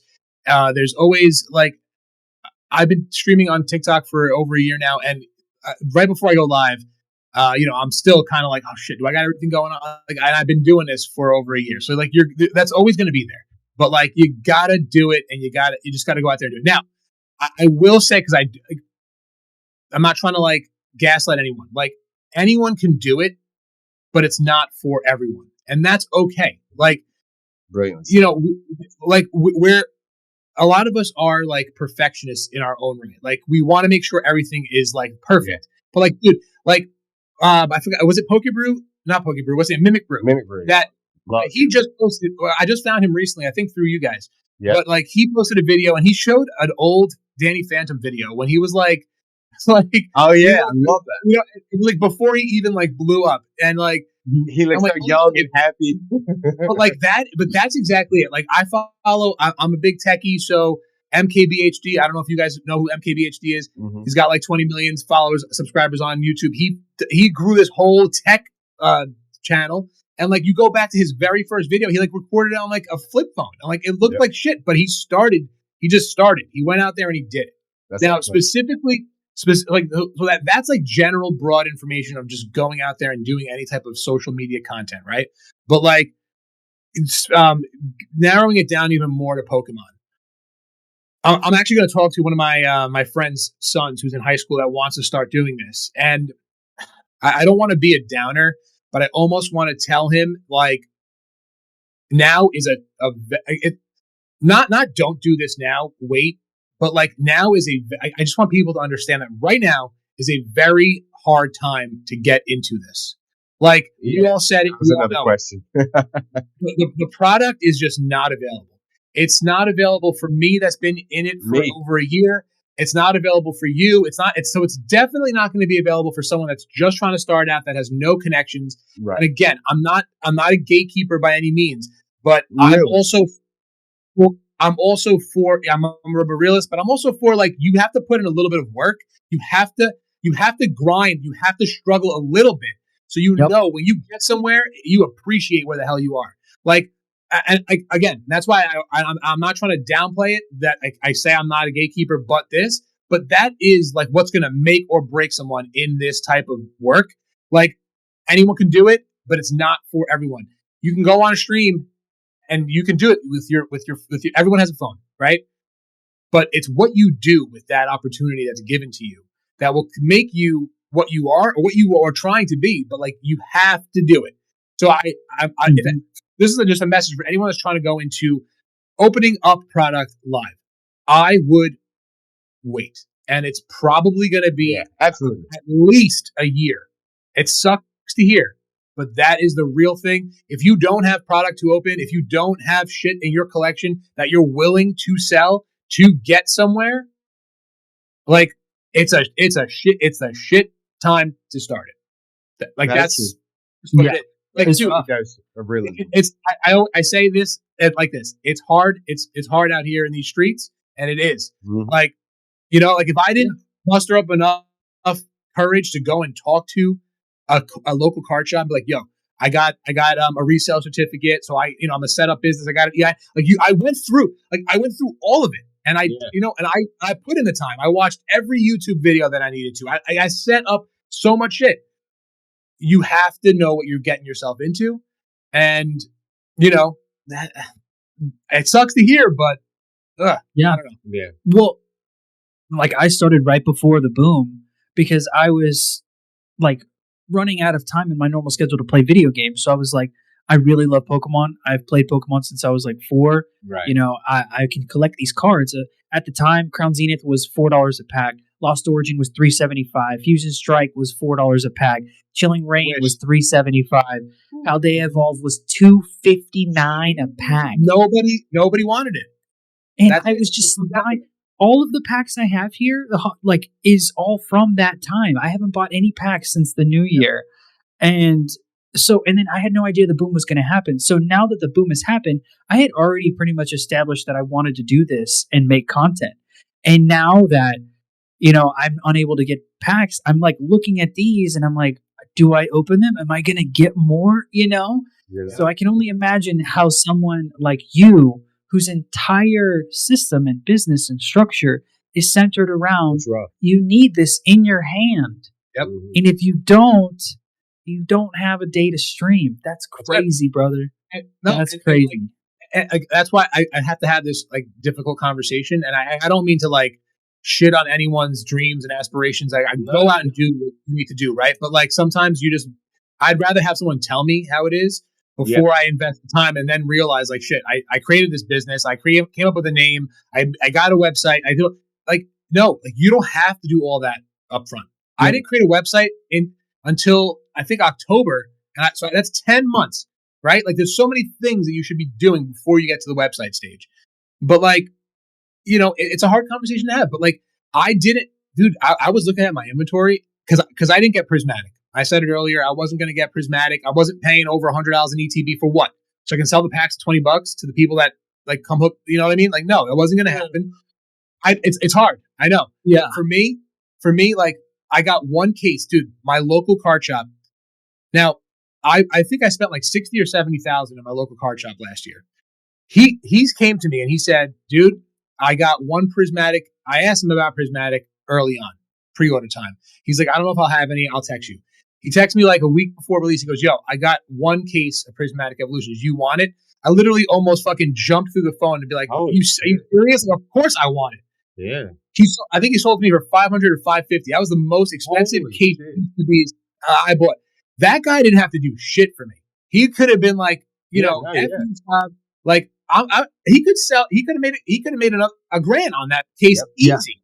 Yep. He didn't have to do that. The fact that he did that to me meant so much. And it was just one case, and that was the only thing that I had on stream to rip. I think I got like a case of sticker packs, right? Like an 18 pack, whatever, 36 pack maybe were in there, 18 collections, something like that. And that was it. That was it. I didn't get anything else. I hope to get the super premium collections so I can bring that to the stream, but it was nothing. And now, and I don't want to keep going, but I have a distro. I got a distro like 4 months ago. There's nothing on the distro site to get. It is mine too.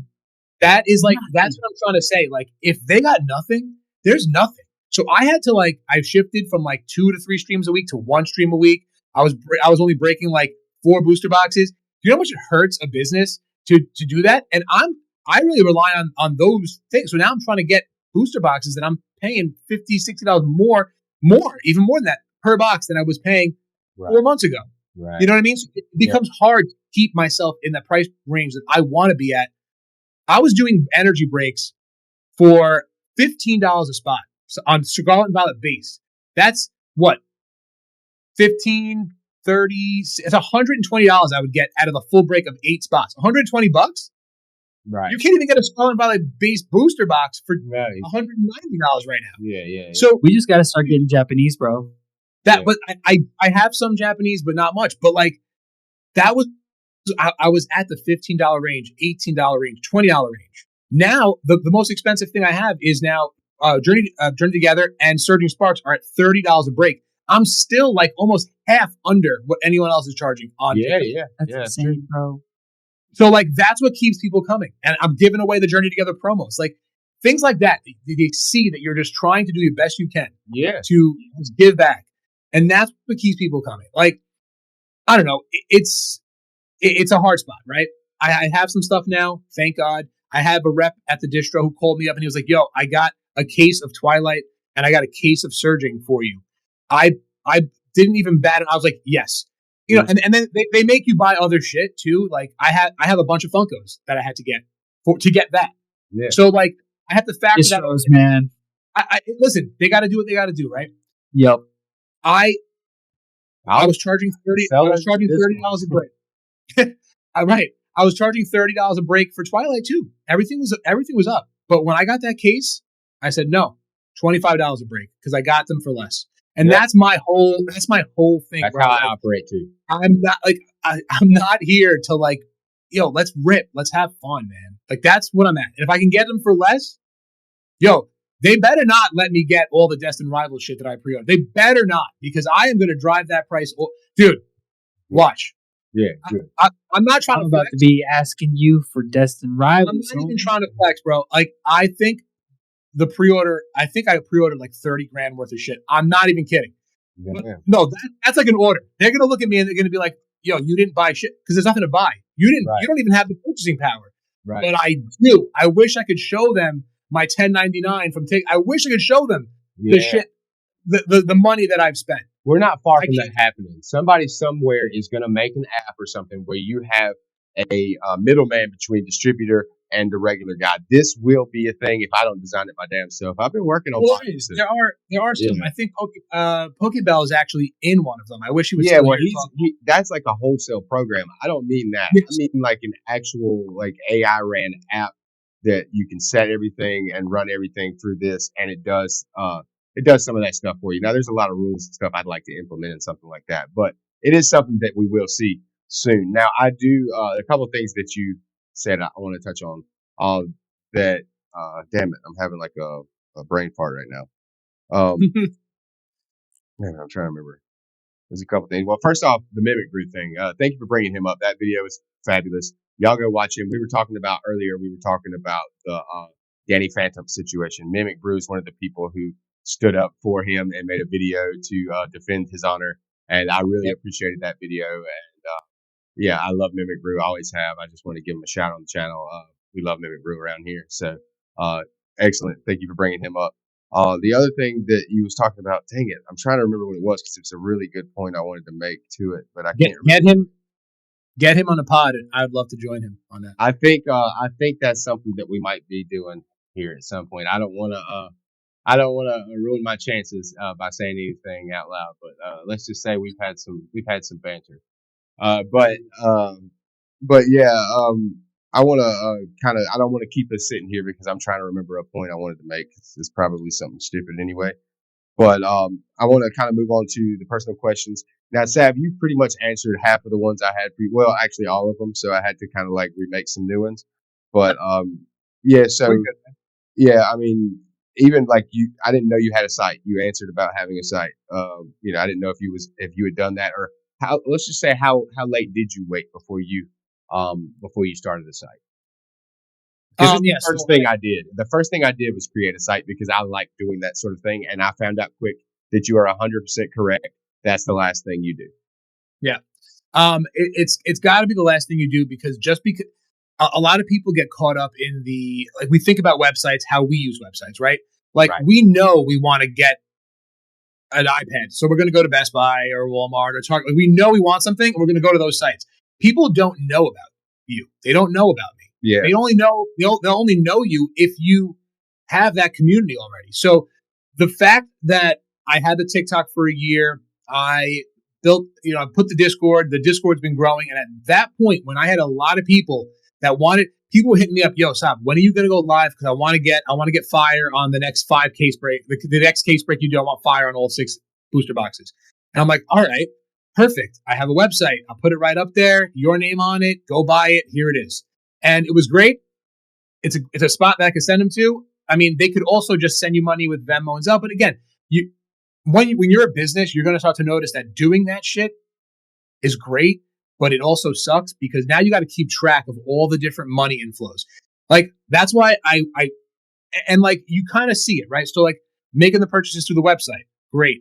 But then TikTok starts to kind of fuck with you a little bit too because now you're not selling on the platform. I was talking about this the other night actually with Casey and Coda, is that TikTok, if you're selling on the platform and you sold 500 items a month, then your payout is 1 day after it's delivered. So if it was delivered today, your payout's tomorrow. But if you don't sell that, if you slip back, your payout goes almost over a week after it gets delivered. So that started to happen, and I'm like, shit. Now I got to go back to TikTok. So it's like but now like I have the community that where if TikTok goes away, I have the Discord and I can send people to the site, and we can still rip. I could still sell for the site and rip somewhere else. I could rip live in the Discord if I wanted, Absolutely. right? You guys, this is the first time really in here, but you guys started showing me about the Discord stuff. So it's great, but you have to have a community to tell before you build something, right? Like it's not like that if you build it, they will come. You have to build, in this case, you have to build it first and then point them to that. What's up, everybody? This is Harrison in editing land, and I'm editing the video. My microphone, I know you've already heard it. It started to drift off into robot land. I don't know what's going on with that. It's some kind of dysfunction. Technology's been rough on me lately. So yeah, I hate to interrupt the podcast, but I'm gonna continue letting it play on. I'll let it play for another minute. The microphone starts to get steadily worse, and then I'm just gonna voice over my lines so that you guys can still hear the answers that they give and stuff like that. There'll be some hit or miss parts. Sorry about that. It'll be better going forward in the future. We are looking for a better format. Don't give up on us. We got a great format. We got great people, and we're going to do better in the future. We can't help what technology does, but we're going to try to make the best of it. So we still got a few minutes left. I'll enjoy the rest of the podcast. These guys really knocked it out of the park, and I'm going to voice over my lines. So thanks, and we'll get after it. Yeah. So that's where otherwise you have a website and no one knows about it. You're paying $30, $50 a month just to have it up, and what are you doing? Kind of wasting money at that point. Yeah, no, absolutely. That's 100% correct. That's where I really messed up was I dove headfirst in. I had no following on social media. Like I'm a musician. I sing and I play probably like 15, 17 different instruments. I'm very into that. So like I have a following I could have used and brought over to this. You know what I mean? But none of those people know anything. They know I'm a nerd. They know I love Warhammer. They know I love Pokemon and all that stuff. And I love Dungeons and Dragons and all that stuff. But they don't know I'm into Pokemon, I'm sure. So I didn't bring that audience that I've already had into this yet. But like I haven't posted a bunch of my stuff or anything like that. But I didn't have a following, and I just started the site. And I mean, it's something I've talked about already on the pod a couple times, and it just didn't fare well. It still had. I mean, I've sold out. Don't get me wrong, but it took me a couple months to do that. And I feel like if I would have had the following first, put the videos out, maybe build a couple people up, had a Discord going, and then started my site, that it would have been way better. And it would have fared better for me too, because what happened was I had bought all my product back when things were cheap. I started that site. It took me a while to sell those things. So while it took me a while to sell those things, the market's going up. I of course, being altruistic as I am, left the prices low. So when I Yep. did sell my product, I didn't make enough revenue to now meet the market. So I can't buy back into the hobby until I save up and put my own money back into it to rebuy into the business. So right now, you go to my site and it's a big sold out sign because it's hard for me to source product right now at a fair way for me to sell it at a fair price. Because you guys know the only reason I started this business is to provide good customer service. I wanted to provide that value. Excuse me. I wanted to provide that value. And so that's why I started my business because I was getting shit on. I would order from Pokemon Center and get 4 ETBs, all of them beat to shit with the package ripped open and the stuff tore. I couldn't have saved it if I wanted to. Pokemon Center ETBs. I was no customer service anywhere was taking care of me except for Pokey Any. I'll give him that. But everybody else I ordered from, it was hard. It was crap. And so I was like, I could start a business where I take care of people, and that would be great for the space. And so I just jumped in. Now I do enjoy the creative side and making like the website. I wanted to launch it, so that's probably why I did it so early. But it definitely screwed me hard to do it that way. I love that you have presented this honest and realistic take of what it really is like to do this thing because we all want to tell you. Oh, that's what that point I wanted to make was earlier. I'm glad this is coming back, it's circling back. I can't remember who it was that said it. I wish that I could because I want to give them credit. But they said if you can't make it or you can't enjoy yourself when the market is at its peak, then you're not going to make it when it's not. It's tough out there right now. It is tough to source product. It is tough. It'll be easier to buy product when the market's bad. But you know what? Selling it is going to be atrocious when there's nobody to buy. So there's a middle room somewhere in there that you want to be. But if you can't take it when it's going crazy like it is now and you're not enjoying it, you can't find a way to have fun, you can't find a way to make content or make money for your business, then you're probably not cut out for it or not going to enjoy it when it goes the opposite direction. So I can't remember who said that, but that was a great point. And just your realistic take on it kind of really made me think of that. But yeah, I'll move forward because we can sit and talk about this stuff all night. Now, still, we're kind of focused on you right now, Sav. We'll move to you here in a second, Gabe. I don't want you to think we forgot about you, but now I do Fine. respect. I'm just watching the chat. Yeah. Oh, yeah. The chat is probably crazy. I haven't opened the chat because, again, I'm recording my screen. So if I open the chat, everything they've been saying is going to be, and we'll do that here in a few minutes. So the chat will be going crazy because I will have it on screen and we'll get some crazy stuff. But now, Sav, obviously by this stream, by some of the things I've said and shared with you personally, privately, you know that I have respect for you and how you do business and how you make content. So I believe other people would also see you the same way, and it's easy for me to see it that way. So my question is to you, and I don't want you to feel like I put you on the spot because you didn't get a chance to review this material. Just some full disclosure for everybody. Sav's going off the dome here, which is beautiful. He's like Eminem or Jay-Z. Oh, he's from New York too? Cool. Oh, all right. But Made the Yankee hat more famous than the Yankee can. No. let's go. He had to drop it on him. Yeah, no. I want to know if you would be interested in hosting one of our master classes in the Discord and maybe teaching some people how to do rip and ship correctly. Because I think, and honestly, I founded this whole place because I wanted to create people that create. I wanted to create people that started businesses and did things, and I wanted them to have a safe space to share their woes, to share their wins. I wanted that to be a thing, and I wanted us to be able to bring our communities together. I want your community to be my community, and Casey's community, and Coda's community, and Gabe's community. I want them all to come together and be able to share how they feel. And I think I feel an obligation now morally to make sure that people are leaving here better than they came. So I want the people that are coming here that do maybe want to be rip and shippers to get a taste of what the good side of that is like. And I think you teaching the class, again, I do believe good rip and ship etiquette and feeling and is not something you can, if I'm being fully transparent, it's not something you can coach. It's not something you can teach. You have to have that knack. But if you do feel like you might have it, I would like for you to maybe host a class on that sometime. You could totally write it. You could totally invent the content. We'll put a forum up that you control that's locked, that you can invite only people to where you can have people in your class come and be part of the discussions if they want to stay. You can actually treat it like a little course, and I would like to offer that for free. Me and you will talk compensation privately if that's something we have to do.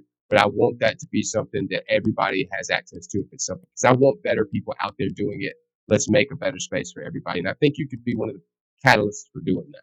How would you feel about that? Honestly, that sounds great. I have no problem doing it. Right, like I'm all for spreading love and helping people out. Like I've said it multiple times, so I wouldn't have a problem doing it. I just think that I don't. As far as teaching it, I think you just have to watch it in action. Like I said it earlier, and that's how I learned. Like I watched people rip, and I watched people in the chat. I watched people asking questions, and how the person responded to the question. So you have to kind of be in it to learn it, to know like, okay, the chat's getting angry because this guy's not answering.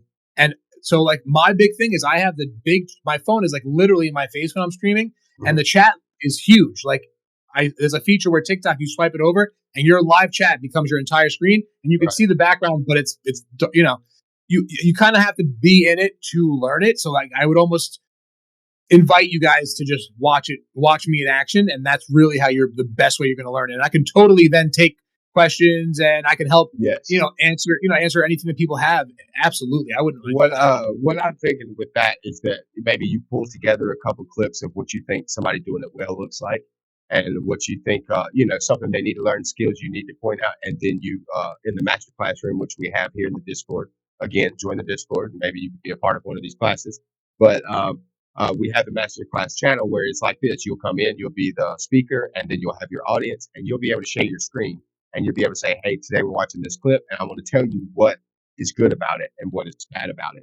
And you can maybe do it that kind of way. Now, I know you're a busy guy. So, and again, I am putting him here on the spot here, guys. So this is kind of screwy of me. Yeah, I mean, look, we could talk for sure. I figure out like, what we want to do if you have any ideas. But like I said, even if it's just starting off with just answering questions people have, and even I can even just pop in with videos and show them or whatever. But yeah. All right. So right here, I was pretty much asking him, how does he handle the controversies surrounding rip and ships? And does he ever catch hell from association to it? Does he ever get treated a certain way just because of what he does? And then I went on to ask a little bit more, kind of like what was your most viral video? But yeah, this is pretty much the stuff I covered right here. And here is his answer right here. Only from Gabe. It's unbelievable, Gabe. Really, you're the only guy. Can you imagine? No, I've been so lucky to not like I don't know, like I haven't really had any videos that have gone crazy viral. The videos that have gone viral are me like showcasing other people's stuff. Like I opened up Pokemon Pocket TCG cards. Someone printed them, and dude, they're so cool. They are so dude. I can send you guys the video, but that video is one of the videos that have the most views on my page. So it's not even stuff that like I do on the what my thing is about, but like my buddy got me a pack and sent it to me.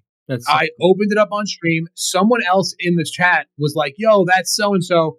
Tagged the guy. The guy comes in, and now I'm opening up his stuff, giving him a shout out, and I'm like, "Bro, these are sick." And you have to see these cards, guys. They're unreal. Like I just let him know I've seen the ones he's talking about. His packs are different, but the pack is like it's like a real pack. But it had Bulbasaur, Squirtle, Charmander, the immersive Pikachu card, and like the Meowth card. Dude, texture and everything. The most legit shit I've ever seen. And I showed it on, I want to say, I don't know, maybe it's had like 8,000 views. Again, that's nothing crazy, not to compare. Like for me, it's huge. And if that's just showing someone else's stuff. And that's what I have someone else in my community. She started streaming. She also 3D prints Pokeballs.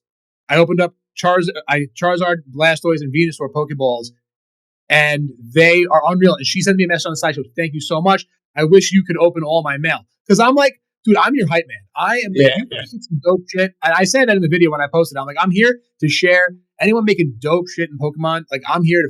If you want to send it, if I find it, when I did Journey Together pre-release 1 week before release, I had a Charmander, Charizard, and Charmeleon and Charizard button-down shirt on. Yeah. Bought it from somebody, and now on TikTok, I can add that to my showcase. Yeah. You come into my stream, it shows up for you to buy. I can get commission off of that immediately, which is sick. I'm actually going to do that. Thank you for telling me that because I'm going to get that shirt. That seems No, do you know what I mean? Like TikTok makes all that shit so easy. Yeah. And it's like it doesn't like commission. it's right. Instead of that person paying $100 to maybe make a sale by TikTok pushing it out, or me that actually sells Pokemon stuff all the time, it's there for them to see it and buy it. You know? That's Gino. I have one more question for you, of course, but I'm going to come back to you on that one later to get you both in with it. But I want to focus on Gabe a little bit here and ask him a couple questions. Gabe, you've been doing this a little bit longer than me. How long have you been doing it? What month did you start? Very end of September. So yeah, you've been doing this a little bit longer than I have. A couple months actually, you've been beating me by off. And I've always, I don't know, you just come out at the right time. I don't know what it was. You came out at the right time before the boom. You exploded out of there. You got a bunch of followers. You make really creative content, great content. So don't get me wrong, but I don't know. I really enjoyed seeing your journey, seeing your content, and I've always been curious about other people's experiences in the space. So I'm just curious, like. Because, each and every one of my followers mean the world to me. Every single one of them matters. So I'm just curious as to like what your journey has been like to get the followers you have to get to where you are now. What has your experience been like in the space? I'm throwing a little shade. So I feel like when I first started out, the people that were engaging with my content were genuine lovers of the franchise and really did just love what Pokemon has to offer. Right. And as things have evolved, I'm getting a lot of like passive aggressive people who only care about, well, how much was this? How much did you spend on it? Are you scalping? And there's so much controversy around the entire community. It's become very not only volatile, but people are just a little bit more on edge and their patience is very low. So they're very irritable and mean sometimes. They're looking for somebody to blame. Yeah. Yep. Exactly. And it's okay. We're all frustrated. But when things get difficult, we have to work together. We can't turn on each other. And so that's my biggest thing that I've really been dealing with recently is my videos where I'm just opening a pack and not really doing nothing or saying a whole lot of nothing. Those are getting like almost 10,000 views. And meanwhile, I have a whole thing where I put on a research uniform and have a clipboard and I write out a script that has information on a Pokemon and I get into character and I do this whole bit and like that gets like 500 views. So right. I think the main struggle right now is the people that are hype about Pokemon are not the people that love Pokemon. Yeah. And I think that's the main issue right now. Like earlier when I mentioned those mystery boxes, and I'm getting these cards that look awesome. Like they look so fucking good, but they're like $1 each or $2 each, or the centering's really bad. So that's why that card got put in this mystery box thing. I don't care. They look awesome. But every single comment on that video was saying, oh, this is probably a sponsored video. That's why you're glazing these people this hard. This isn't even that good. You made $48 and you spent $50 on it and all this stuff. And I'm like, bro, like, you guys don't like Pokemon. Like, why are you here? Like, Yeah, here I just agreed with him. I pretty much said that, it shines through in your content whenever you don't really care for Pokemon or whenever you don't really, when all you're in it for is the money and you're not really in it for the passion of it. And that his kind of shows through. I highlight his creativity a little bit. He has really some amazing creativity with how he does stuff. Gabe, for real, you're awesome at creativity and we appreciate you in the space. We need more of what Gabe has to offer. People like him. So that's kind of also what I went into here is I talk about the Discord and how I found a group of people who, business owners, creators, everybody who all can, do good things. They speak honestly. They move with integrity. They love Pokemon first and foremost. We got a good group of people together and we've got it all together and we can, communicate, make deals with each other. We know that everything's honest and that everybody's there. We want a safe space of people that we can support and we know that are going to give us honest information and all of that. So I just kind of plug the Discord here. I talk about how good his answer is and how much I enjoyed that answer. And now I want to ask you, Gabe, what do you think a successful video is? What does a successful video look like to you? Because you spoke a little bit about the numbers, but how does success look to you? A successful video meets 3 criteria, and that is the people that chose to watch it versus the people that it popped up in their feed. So whenever they're scrolling through the browsing page, you get impressions. And whenever someone who gets the impression on them, they then choose to watch it, for it to be successful, you want to look for. I've only had one video reach this, and it was about 5% click through rate, which is insane. That's so high. Like, that's insanely high. The other thing is watch time on the video. You want them to watch, ideally, the entire thing. But when you do your outro, about 65% of people just click off. But videos need an outro. That's just how it is. That's how you plug all your socials and say thank you for watching, because I believe you should say, I appreciate you guys for watching this whole video. Ideally, though, because of that, you do want them to watch at least 75% of the video. And whether that's adding little memes, sound effects, GIFs, really nice background music, keeping the energy up like Sav is so good at, whatever the case may be, to keep them to watch the entire video. That's another metric that you really do have to dial into. Getting them to stay for at least 75% of the video. And then very lastly is not only them just watching the entire video, but engaging with it.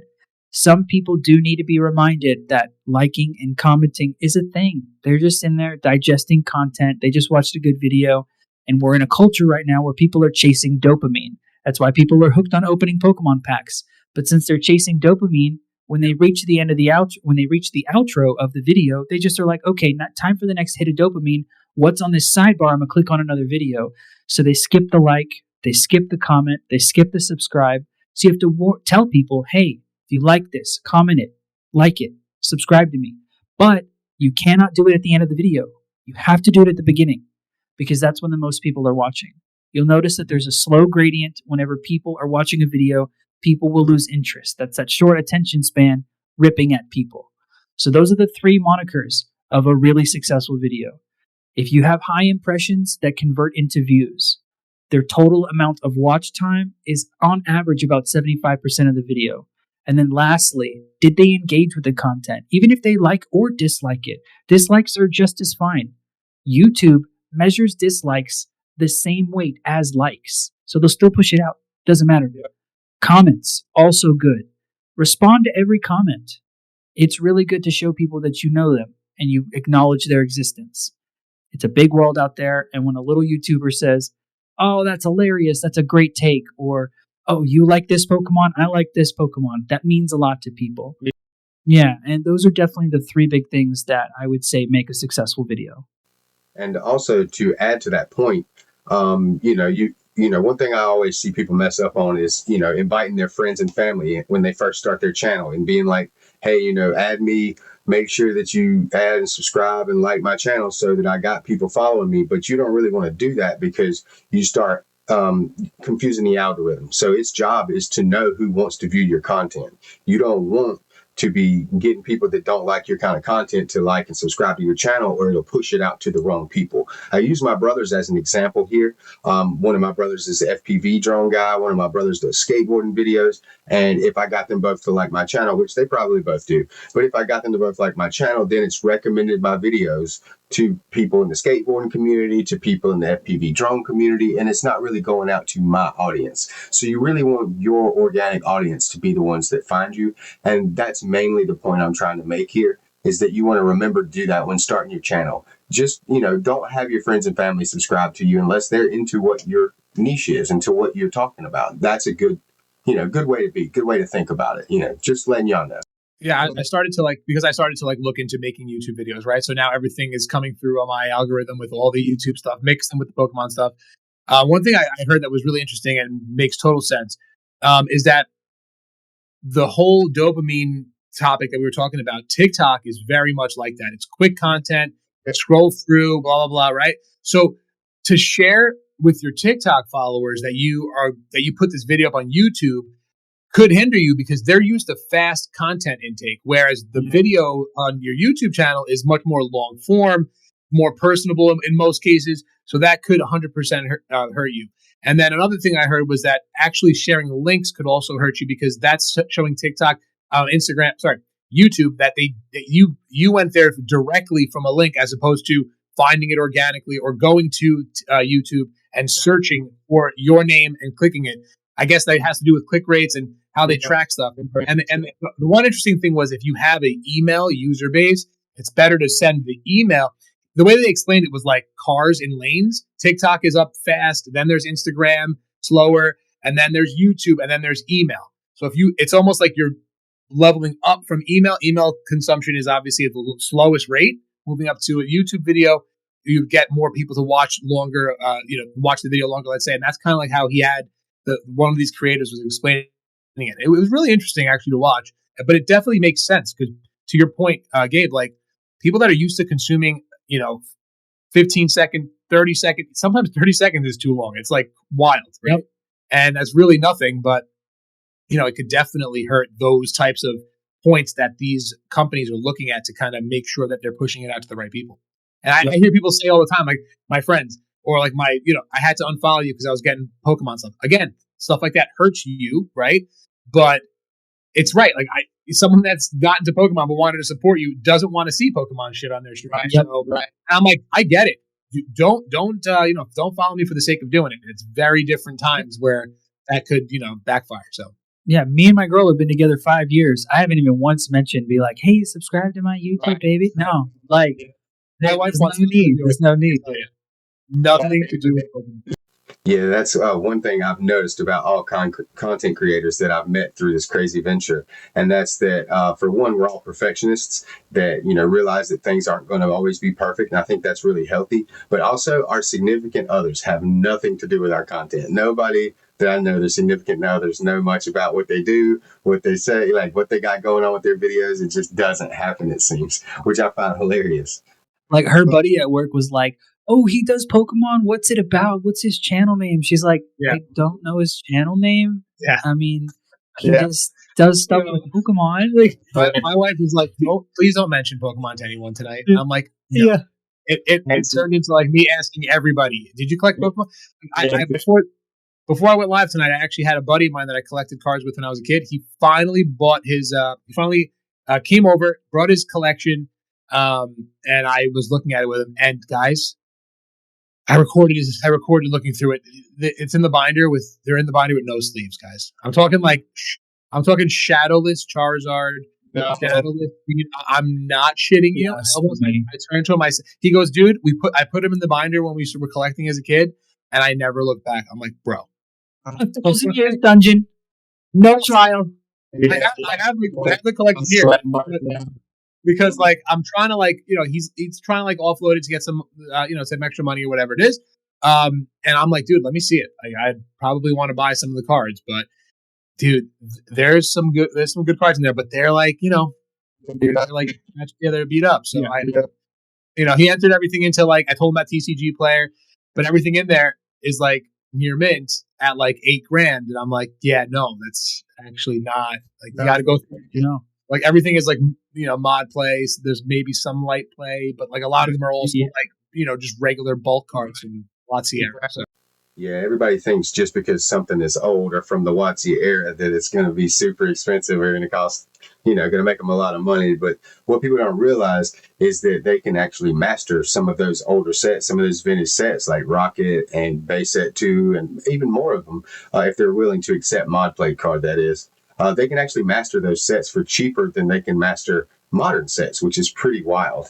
Then I go on to ask this question that, have you ever been in any controversies? And if so, how did you handle it?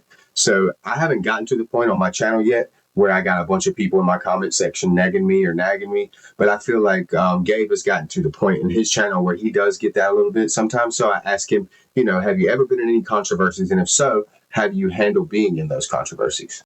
So I wouldn't say it's necessarily a controversy. So I was starting to get back into Pokemon and the Pokemon games and stuff, and I realized I didn't have time for it. So I started looking into Pokemon cards. And of course, I saw, Deep Pocket Monster's little jingle and his short, and I was like, oh, this is so fun. This is awesome. And I was like, I'm gonna see if I can do that a little bit better. And some of my first couple of shorts, actually a good amount of them, about 30 or 40 of them, had like my own take on a jingle. And I was called the Gamba God, and the jingle was like, "Will the Gamba Gods be with us?" And so I did like like an offering to the Gamba Gods to give me luck with my pack. So I would give them a lore offering. So I would say, it would be the jingle. I would give my lore offering, and then I would either get a hit or I wouldn't. And like whenever I would start the video with actually me opening the pack, there was like a health bar that showed the price of the pack, and then as I got cards, the health bar would fill, and it was like a whole thing. But people really shit on me for it. They really shit on me before it. They said I was nothing but a shill and a copycat, and That's so wild. and a lot of people were saying they didn't know what a Gamba God was and all this stuff. And then, I get it. It's kind of like a gambling slang term. I was just kind of having fun in it, and in my head, I was like, I could do it better than that guy, and so I did. I fully. I just say here how amazing it was that he could say, "Hey, this ain't for me when it comes to gaming. This is a waste of my time." And then to jump into something like this and put himself out there without feeling. Awesome Bud said that in his last video, dude. He was like, we do these things, but we put ourselves out there for any and all sorts of people's opinions. And so that's what a lot of people are afraid of, and they don't do it, and they'll never do it. So just know that, like putting yourself out there, you're not going to please everybody. And you know what? It hurts. It hurts your ego, right? It'll hurt your ego for sure. But just keep doing it. That's healthy. Exactly. And a lot of people were just really, and a lot of people were really just saying like, "You're not Pat, you're not Schwartz Pocket Monster," and all this other stuff. And I'm like, bro, like, leave me alone, dog. Like, just leave me alone. Just picture them at their keyboard typing that, and then it's hysterical. That's just hysterical. I go on right here to explain a little bit that, that's kind of how I saw Possum Bud in his latest video when he was talking down people complaining about opening stuff and about allocations and stuff like that, and then opening stuff despite complaining about it. I just kind of felt like he was being a troll a little bit. Not really a troll, but he just seemed like that same kind of person we were just describing. I have one more question to close it out, and then we will kind of wrap this thing up, and we're going to let the audience open up. We only get one question from an audience member because, again, we've been on for 3 hours and 5 minutes at this point, 3 hours and 9 minutes, I think. I've been cut some of it, but these guys have really been good sports. I went on to thank them for being so awesome and being there. Thank you, Bill. I know you had to go early, but, dude, you were awesome, too. We love you, bud. Thanks for participating. We'll have you back on a later episode. But yeah, I just go on to talk about how we'll be opening it up to the audience. I wanted to thank everybody for being here and how awesome it was. Tell them that we're about to plug all their stuff, including Sav's clothing line and all that stuff. I want everybody to know how to support these guys because they really have been awesome. I'm sorry about the audio, guys, but I got one more question to round it out, and we're going to round it out and then go to our one question from our audience member. But first, Sav has something he wants to say. Real quick, while they ask their questions, before they ask, do you guys have any, I have a question for you guys. What's like anything awesome you have in your personal collection? And if you have it near you, show it or something, or go get it. Go get it. Yeah. I'd love to see something. Let me click on. Oh, dope. Did you get that firsthand of the felt Pikachu? I actually got my felt hat Pikachu for 60% market price. I then go on to explain right here the importance of, building rapport with someone you're buying stuff from, especially on eBay or something where you want to make sure you're getting the product that's advertised. You want to get pictures. You want to talk to them. You want to know, the quality of it. Let them know if you're looking to get it graded. I then go on to talk about how I'm trying to collect all the Akira Igawas and PSA 10s, and I've gotten a couple of those as well the same way. I've got the Dialga V-Star that way, and it will grade as a 10. Just like, the felt hat Pikachus are they're famously, going to be 10s. They're just easily gradable. They're very good quality. Then go on to talk about how I've got a bunch of other cards I'd love to show, but I just don't want to dig through all my stuff right now. But I talk about maybe making a video on how to, get your cards cheaper off of eBay, just by building rapport and being a good person. It's happened for me and it works. So, yeah. That's a really cool piece, man. I mean, when that, Gabe, I don't know if you were in the hobby yet when that felt hat Pikachu came out with the craziness about that, but that was a sick thing. I wish I was here around that time because I think the whole concept of a collaboration with the Van Gogh Museum? Like, are you just brought this fictional piece of our world into the reality of the world today? That's, dude, that's amazing, dude. Yeah. That's amazing. So here I just talk about how Van Gogh is my favorite artist of all time, and that's why I love this card so much, and how he had really severe depression, and I have pretty bad depression myself. So he's a very inspiring character in history, and how he took his depression and his beautiful command of art, like of color. Nobody else commands color like he does, and he took his depression and he turned it into something beautiful and positive for the rest of the world to enjoy. And then Gabe called him the Van Gogh, which I thought was pretty awesome too. So I love vintage. I fucking love vintage. Okay. So Light Dragon. That is that from Alakazam Hollow. This one is from Neo Genesis. And then I got another Alakazam Hollow. Chonkachu with red cheeks, first edition jungle. And then I got a base set Shadowless Arcanine, first edition. And then I got another one of these bad boys. And I got, this is so minty. This is a Sabrina's Alakazam. I got a Fossil Gengar. I wish it was first edition, but first edition is like $500. I got a Rainbow Hollow Tops first edition Growlithe. And then the regular Hollow Foil Charizard first edition. I told him how I really liked his Light Dragonite. Oh my god, I love it. How I want to collect all the Dragonite cards. Dragonite is my favorite Pokemon, but I'll never be able to afford them. But I do love his Light Dragonite, and if he wanted to trade, I would definitely be down to do that. But I paid $50 for this. Send me $50, I'll ship it to you for free. And here I told him, like, yeah, they all heard you say that. They're witnesses. You got to do it now. Let me go. I think I have to turn my back on. Am I good now? All right. So this is my collection from when I was a kid. So this is the entire. So he's. I'm not trying to flex on you. Oh my god, bro! I don't know if you can hear me. I'm not trying to flex on you. But you are though. It doesn't stop you from flexing. So this is like full base set. We got some Shadowless. Oh, some. Is that that Alakazam is Shadowless? Yeah, it's like the full base set. We got some some first editions in there as well.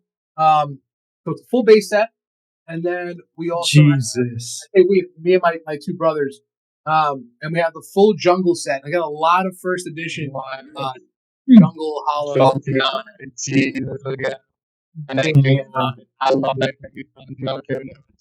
I think like Jolteon. Is that the hollow first edition Flareon right there? Not first edition. Okay. So I was like, that's a $2,500 card.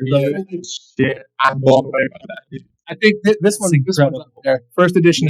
Here I was just saying that I love that Vaporeon card too. I don't care what anybody says. That Vaporeon card is awesome. I love it. Yeah. Sus. Sus. First three, the Jolteon. So guys, this is the set that my buddy brought over. There's no sleeves on these. Take a look at that Flareon. Oh no! Oh no! Oh no! Bro, dude, he got Shadowless Venusaur. Look at all the Shadowless here. He's got the bangers. Is that the Arrow Ninetales? What is Era about it? I don't know. It's got black flames on the holofoil instead of regular. I don't think so. Well, I don't know. It's like blue and. Oh no, it's the regular one. That's the regular one. He has Japanese in here as well. Again, I don't even remember some of this artwork. Like, look at this vintage, like Japanese. Yeah, it's from Gym Heroes. But he's got like the first. He's got like the Charizard here, dude. The binder is sick. Anyway, that binder is like my pride and joy. It's like when we first started collecting, and then we, But I just picked up, and I said this before. If you want to continue to grow a collection, you have to be willing to sell stuff. Yeah. Granted, I did make this a business. I showed this to some people. I added this.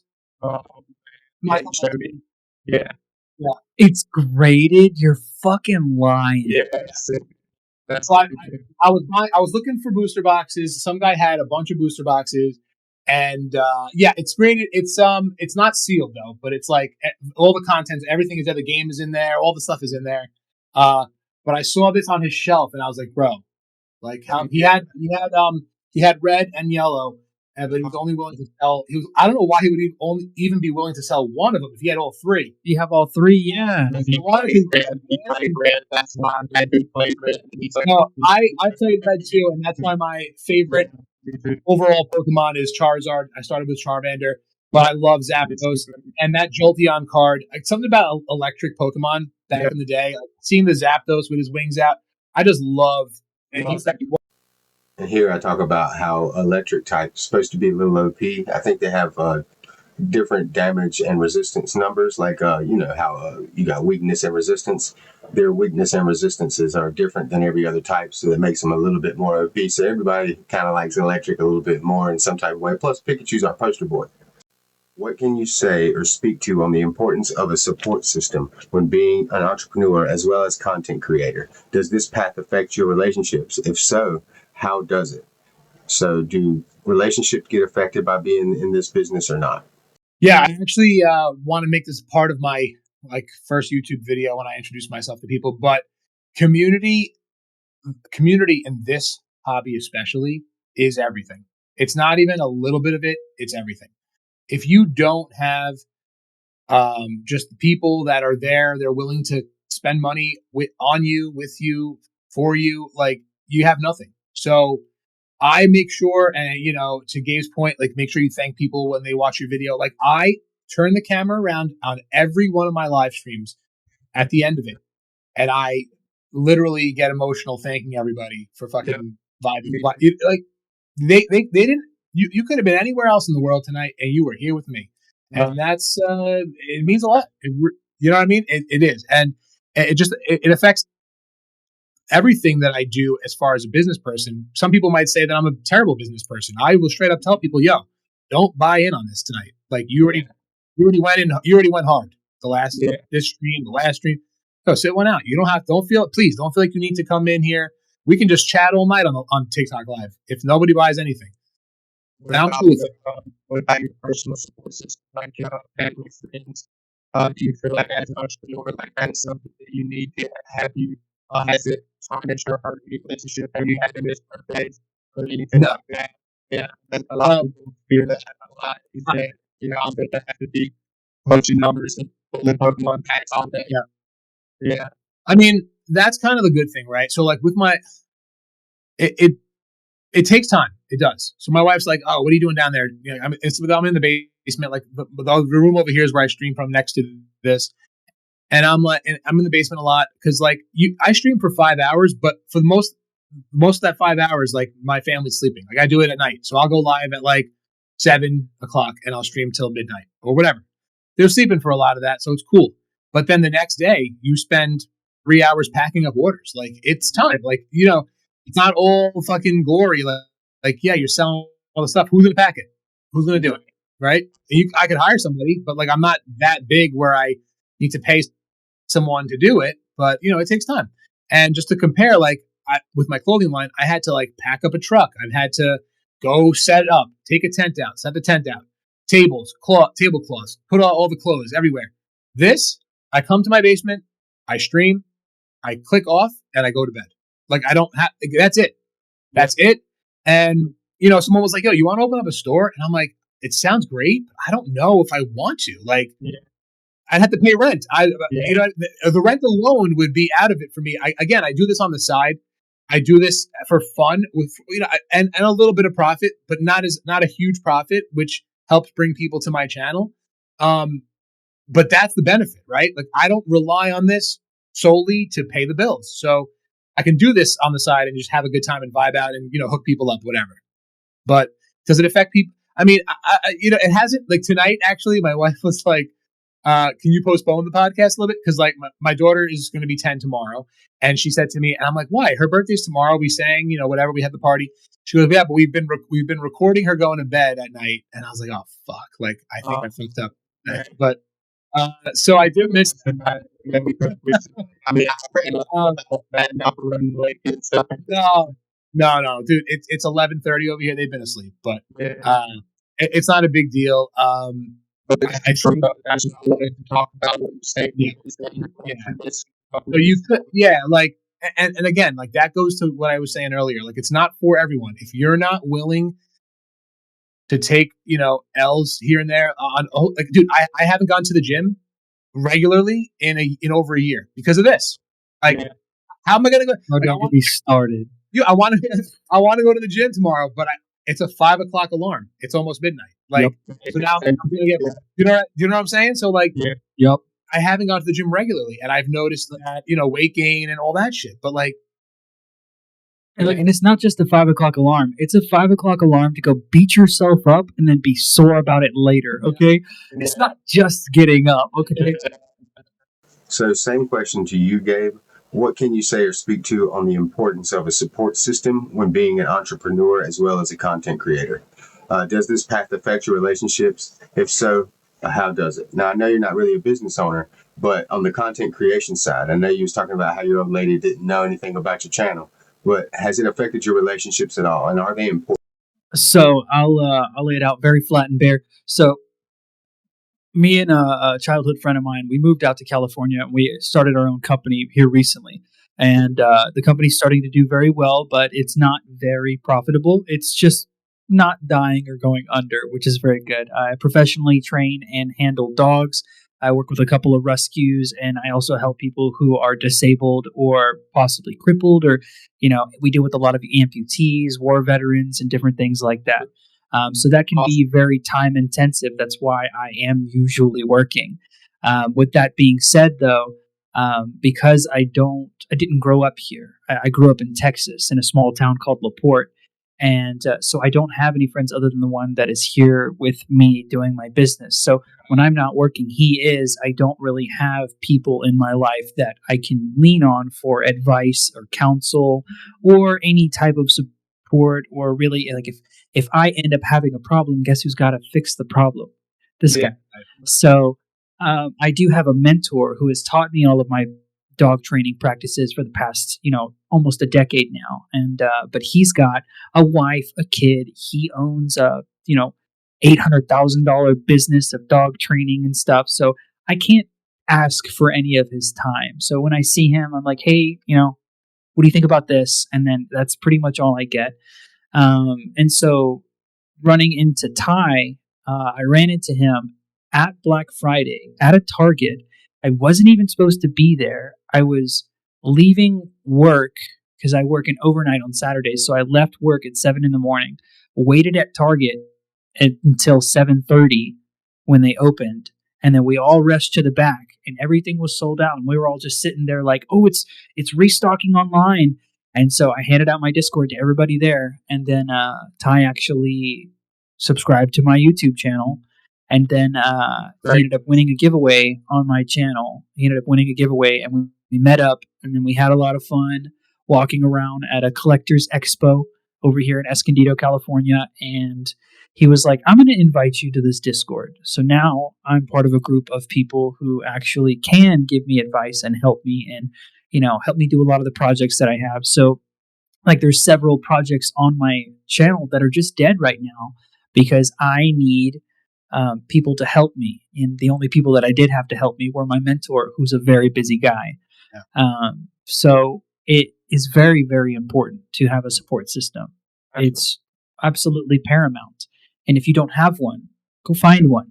I was out looking for deals for Pokemon in November and ran into a guy who, at the time, did not seem that interested in my presence, but ended up being a very good guy who actually commented and watched my videos, and now I consider him a friend. He's a really good guy. And he is now. That's awesome. That's very cool, man. Yeah. And so now I'm here on a podcast with a bunch of nice people who like the same thing that I do, and we all are willing to help and support each other, which is pretty fucking awesome, if I do say so myself. So here I do want to take a minute to just say, we've talked a lot this episode and a lot this podcast about Sav and how much we love what he does and how awesome he is at what he does. He really is, guys. I can't speak highly enough of him. But, I really want to highlight Gabe's creativity here. That's what I'm talking about. It's just like how creative Gabe is, how he does a lot of things. And a lot of people, he talked earlier about people hating on him for copycatting, quote unquote, Deep Pocket Monster, but really he didn't, man. He did a lot of different things that added his own creative edge, like the health bar that he added. That, while a pack's being opened, the health gets taken down based on the value of the card. That was really cool. He has a lot of creative edge. I hope some people, if somebody does see this channel that doesn't follow Gabe already at Gamba God, that they do follow him and check out what he's got going on. He said recently that he does have some changes coming to the channel. He might be moving around some of the ways he does things. The market has things pretty crazy, guys. But I do want you to go check him out and support him. Whatever he is doing, just know it'll be creative and enjoyable. That's just what Gabe does. We have stuff that ideas he's proposed in the Discord that are really awesome ideas, and I can't wait to see what become of those ideas. And they really get my wheels turning. So, I just can't speak highly enough of Gabe's creativity and what he brings to the space. And something I hope we don't lose, because he really is awesome. And I know it sounds like I'm blowing smoke, but I really mean it. Like, the guy is amazing. Go check him out, see how creative he is, and you'll see what I'm talking about. And then I talk again about we're about to open the floor up to the guests. I see Casey's back. He went to bed once and then woke up and came back. But we're about to check out the audience members and see what questions they have. We only get one this time, but at least we get one. And here we go. We'll check that out. Now it's just you and me. There we go. Honestly, it was a dope. Thank you for joining, man. It was just dope. I was like, I didn't really know what to expect, and I know that Harrison is doing. Harrison, props to you for putting all three of these together. I definitely watched the first one for the first time on YouTube. The second one, I caught a bunch of it live and couldn't stay up for the rest of it. Then I caught the rest of it on YouTube. So it was good, man. And props to you for as nervous as you say you are, dude. You're killing it. So and with every one of these, you'll get less nervous. And you didn't even come off nervous really at all, to be honest. No. You kept the flow going, which is great. That's such a good asset for something like this. Like questions, but also keeping the conversation moving. And the segues were just there, naturally too. So it was good. So thank you, Sam. You don't know what that means to me. I really appreciate it, because I am nervous as shit, and I'm glad that we're pulling this thing off. It's because of you guys, though. Thank you. But I do want to open the floor up to our chat and let them ask us questions. Guys, if you ever want to jump in and watch us record live, you can be in the chat and ask us questions at the end. It's a new feature we're trying out. We only have one this time from that Dragonite dude. Thank you, buddy. We appreciate you coming through. And he's about to type it in now. So, yeah, I was just highlighting that you guys can join the Discord and come in and watch us live and participate as well. So we opened the floor to chat, and that Dragonite dude asked, is it easier right now to buy product in person or online? And I immediately jumped into it. It's just like, well, it depends on your charisma level. If you have a lot of charisma and charm in person, then you'd probably be really good at buying in person. If you're pretty good at buying stuff online and communicating your point online, then you'd probably be able to get it best online. But the truth of it is, it's hard to find anything in person right now. There's nothing on the shelves, guys. So it's probably going to be easier online. But if you know that somebody has the product, I always believe in charisma, because it's worked for me. Just talking to people, building a rapport, telling them what I need it for, being honest about things. Don't tell them that you're getting it for your son. That never works, and it just makes you look a certain way. Even if you are getting it for your son, just be real about what you want and what you're trying to get. And most of the time, people will be cool about getting it to you. But online is probably the way to go. Truth be told, I have had more success obtaining product for really good prices online. But it does come at the caveat of when I am able to hunt for product, I gotta be scrolling on all my alerts. I have Discord open. I have multiple web pages open. I have 2 phones for my business, and I have one of them on Discord and the other one on different websites. And I'm just waiting. And even then, I'm missing. And there'll be an alert every 15 minutes, and I'm missing. And then all of a sudden, I get 4 prismatic booster bundles, and I'm like, I'm done for the next 2 weeks, because it's an absolute stress fest. But I got something, and I didn't have to pay $70 per booster bundle, right, which is huge. The other thing about it is, if you can go in person, I recommend you go into a local card shop, a local game shop, and you buy stuff At market, the first couple times you go in there, bring cash. Cash is king. Always bring cash. And then while you're there, talk about how much you love Pokemon. Because you do. That's why you're there. And you want a good deal because you fucking love Pokemon. Talk about how much you love Pokemon. Say, oh, this is my favorite Pokemon. Do you have any cards like this? Oh, I've also really wanted this. Sorry, don't say it. Yeah, no. Yeah, don't do that. Don't do that. Because you're trying to build rapport. Because the whole reason is you want to try and build rapport with these people so that one day when you're like, hey, can you take $5 off of this? They'll do it. And then say, next time you go and you grab something else, be like, hey, if I grab 3 of them, will you take $10 off of each one? And you're like, oh shit, okay, I can get rid of 3 of them right now. And if I take $30 off the total, and then slowly you're incrementally getting a little bit more of those favors out of them without, like, don't be rude. Don't be like, give it to me 45% of market value or I'm out of here. Like, don't do that. Just don't do it. Just don't do it, okay? Because you'll never be allowed back in. They will show up with pitchforks, okay? Yeah, I had a dig in New York. By the way, we Say as you feel about the accent. It was more like a mafia type of thing. Mafia and New York kind of go hand in hand sometimes. I don't know. That's great. But yeah, so you want to go into your local game shops, build rapport with them, and then if you like I like to repair and refurbish cards. That's one thing that I find is really fun. So I whenever I get a card from them and it's a little shitty, I clean it up, bring it back, and then I pretty much get the same price that I bought it for. But now they have a better looking card, and so they see me as, oh, this is the guy who has really nice cards. He always brings them in great condition. And so I'm not only supplying their shop with stuff to sell, I'm also buying stuff when I show up. And then I get to make a video out of it as a bonus. You're doing all this is smart, bro. You're making some other fan who does pick up that trade or whatever that you're making that card better. You buy the card that they were going to sell, making it better, and then taking it back to be sold to somebody in better condition. To me, wow. I like to report out. Yeah. Some people don't like that I do that. They say it's misleading. I mean, I'm not picking cards that are going to be graded. I'm not doing that. I'm just picking up picking up cards at a local card shop, and I'm just making someone else's card that they're looking for look better. And I'm keeping the ones that I like, and I might upgrade them eventually. But yeah, so definitely in person it requires a lot of footwork, but it has higher payoffs. And then the online does require a little bit of footwork, but the payoff is very immediate.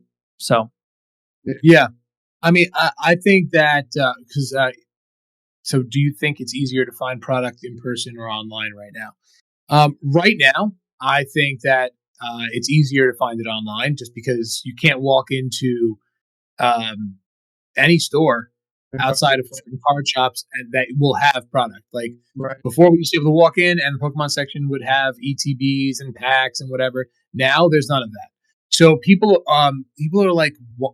Like when I tell, so like, and I get these takes from like just talking to people that aren't in the hobby that don't know what's going on. So people that find out, wait, you open up packs. So like, do other people buy the packs from you? Like, what's so they're confused, and you explain to them, and it's like shit. Like no one really knows. Like if you're not interested, like you wouldn't know, right? So I'm like, well, funny you say. Like yes, so I sell it and then I open it for them. It's like why wouldn't they want to buy it in the store and open it themselves? Valid question, but they can't right now. So like yeah, like people that are streaming packs are a lot of people's only way to get Pokemon at this time. Sometimes it's all the time. Like I live in New York where shit is just readily available. Within 5 minutes, I can be at a Target, a Walmart, a CVS, a Walmart, whatever that sells anything that I want. People don't have that. I call it a luxury because it's close. Some people like live in areas where they have to drive 10 miles to get to like the nearest card shop or big. Yeah, so it's like it's not as easy for people to get product, and that's when sitting on your couch and watching somebody open it is your only way. And that's why I say, especially right now, it's just, that's it. It's brutal. Yeah. It's brutal, man. We're all going through it. Yeah, but Dragonite, thank you so much for the question, dude. That's a good question, man. Yeah, man. Yeah. And here I'm just thanking everybody. Thank you, chat. Thanks everybody that came through. We had 9 members in the chat at some point. That was awesome. The live chat, that was pretty cool. Thank you guys for being good sports, both Gabe, Bell, and Sav. You guys killed it. I respect everybody going into these things. You know, that's why I invite you here. But just like every other time, by the time it's over with, I respect people tremendously, even more than I did before. And I just want to say there'll be a time where I'll probably invite you guys back as guests to do this again. So I hope that you will like to come back, and we'll have some more fun doing something like this. We partied pretty hard today. This podcast went over 3.5 hours, which is not what we planned. We planned for like 2 hours, so we did pretty sick. Everybody showed up and showed out, and I really appreciated it.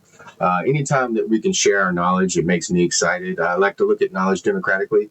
You know, we all got a stone and we can toss it all in the bucket, and every vote matters. So it always helps to have different views and different the ways people see things. We disagree on a couple things here, but not in a bad or negative way. I'm glad to have those disagreements because all our viewpoints matter, and it's good to hear things that you don't normally think of. And at this point, I'm pretty much just asking them to plug their stuff and saying, same thing I just said, is how much we appreciate them and giving them an opportunity to open the floor up and plug all their stuff. I made sure to say, Sav, we want to hear your clothing line too. Support his clothing line, by the way. I just got my Team Rocket shirt in today, and it's pretty sick. So yeah, I don't know, just letting you guys know what I was doing right here, and I didn't want there to not be video.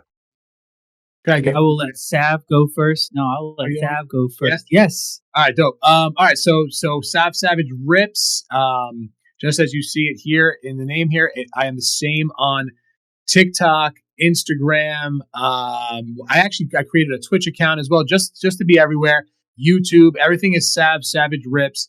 And that's where you'll find me. What else? I have the website, www.SavsSavageRips.com. Yeah, that's it. That's what I got. I actually got a Team Rocket shirt. Oh, That's the Rips side. Right now, there is no Instagram or Twitch, sadly. But I have a YouTube channel. Right now, it's called Gamba God. There could be a change in name, but it'll be linked down below. I do have a website that right now only runs if you want to donate to me, because every other place that allows people to donate takes a large fee. And if you donate to my website, it goes straight into my pocket. No ifs, ands, or buts, no fees or nothing. But other than that, I'm just out here being a goofball. And if you want to be a goofball with me, feel free to subscribe to my channel. And all right, guys, it's been super fun. This podcast is, I can't believe it's just been amazing. I'm sure I'll see you guys all soon when we do some voice chats and stuff in the Discord. I'll be talking to you guys soon. I'm going to start working on this, try to get it out. It might take me a while, but I'm going to try to get this out as soon as I can. And thank y'all for stopping by. Thank y'all for participating. It's been more than awesome. And I'll see y'all next time. See you later. Thank you. Thanks, Gabe. Later, Sav. Later. Peace. All right, guys, and that has been the most complicated to edit podcast I've ever done, but we had a lot of fun. I really enjoyed it, guys. I'm sorry it took so long to get out. I've been sick. I know I look like crap. I haven't even taken a shower. I know it's awful, right? I'm trying to get this done and get it out. The guys really, they sat here for a long time. We worked hard on it. And Sav's going off the dome, so it was a lot of fun. I really enjoyed it with those guys. I hate the microphone issues. I really am sorry, guys. Hopefully that doesn't happen again in the future, because this really was a headache to deal with. But I wanted to make sure you guys got the podcast in its purest form. We were going to reshoot it, but reshoot the last part of it there. But I don't know. I got to talking to Sav and them, and they were down to do it, but it just seemed like it would be better for me to just try the voiceover. Sorry if it doesn't work out the way you guys wanted it to, or if it doesn't sound the best. We did the best we could. We're working on a better platform to do all this stuff on, so maybe we'll get it figured out soon. Either way, I'm going to continue bringing you guys awesome guests and mix and matching guests, and we're going to start bringing back guests from the past now. We got a really awesome guest lined up for your next one. Catch 'em all cards is going to be on there. I'll give you that one. But we're still picking out our other 2 guests, and I got a pretty good idea for who we want them to be. But we are excited for that episode. Hopefully we don't have any technical difficulties, but thank you guys for being here. Thanks for joining us for the pod. The Rare Candy Roundtable will be rebranding. If you want to jump in the Discord, if you want to jump down and join our email list, any of that stuff, please feel free to do so. Be part of the conversation, be part of the live audience, maybe be on the show. You never know.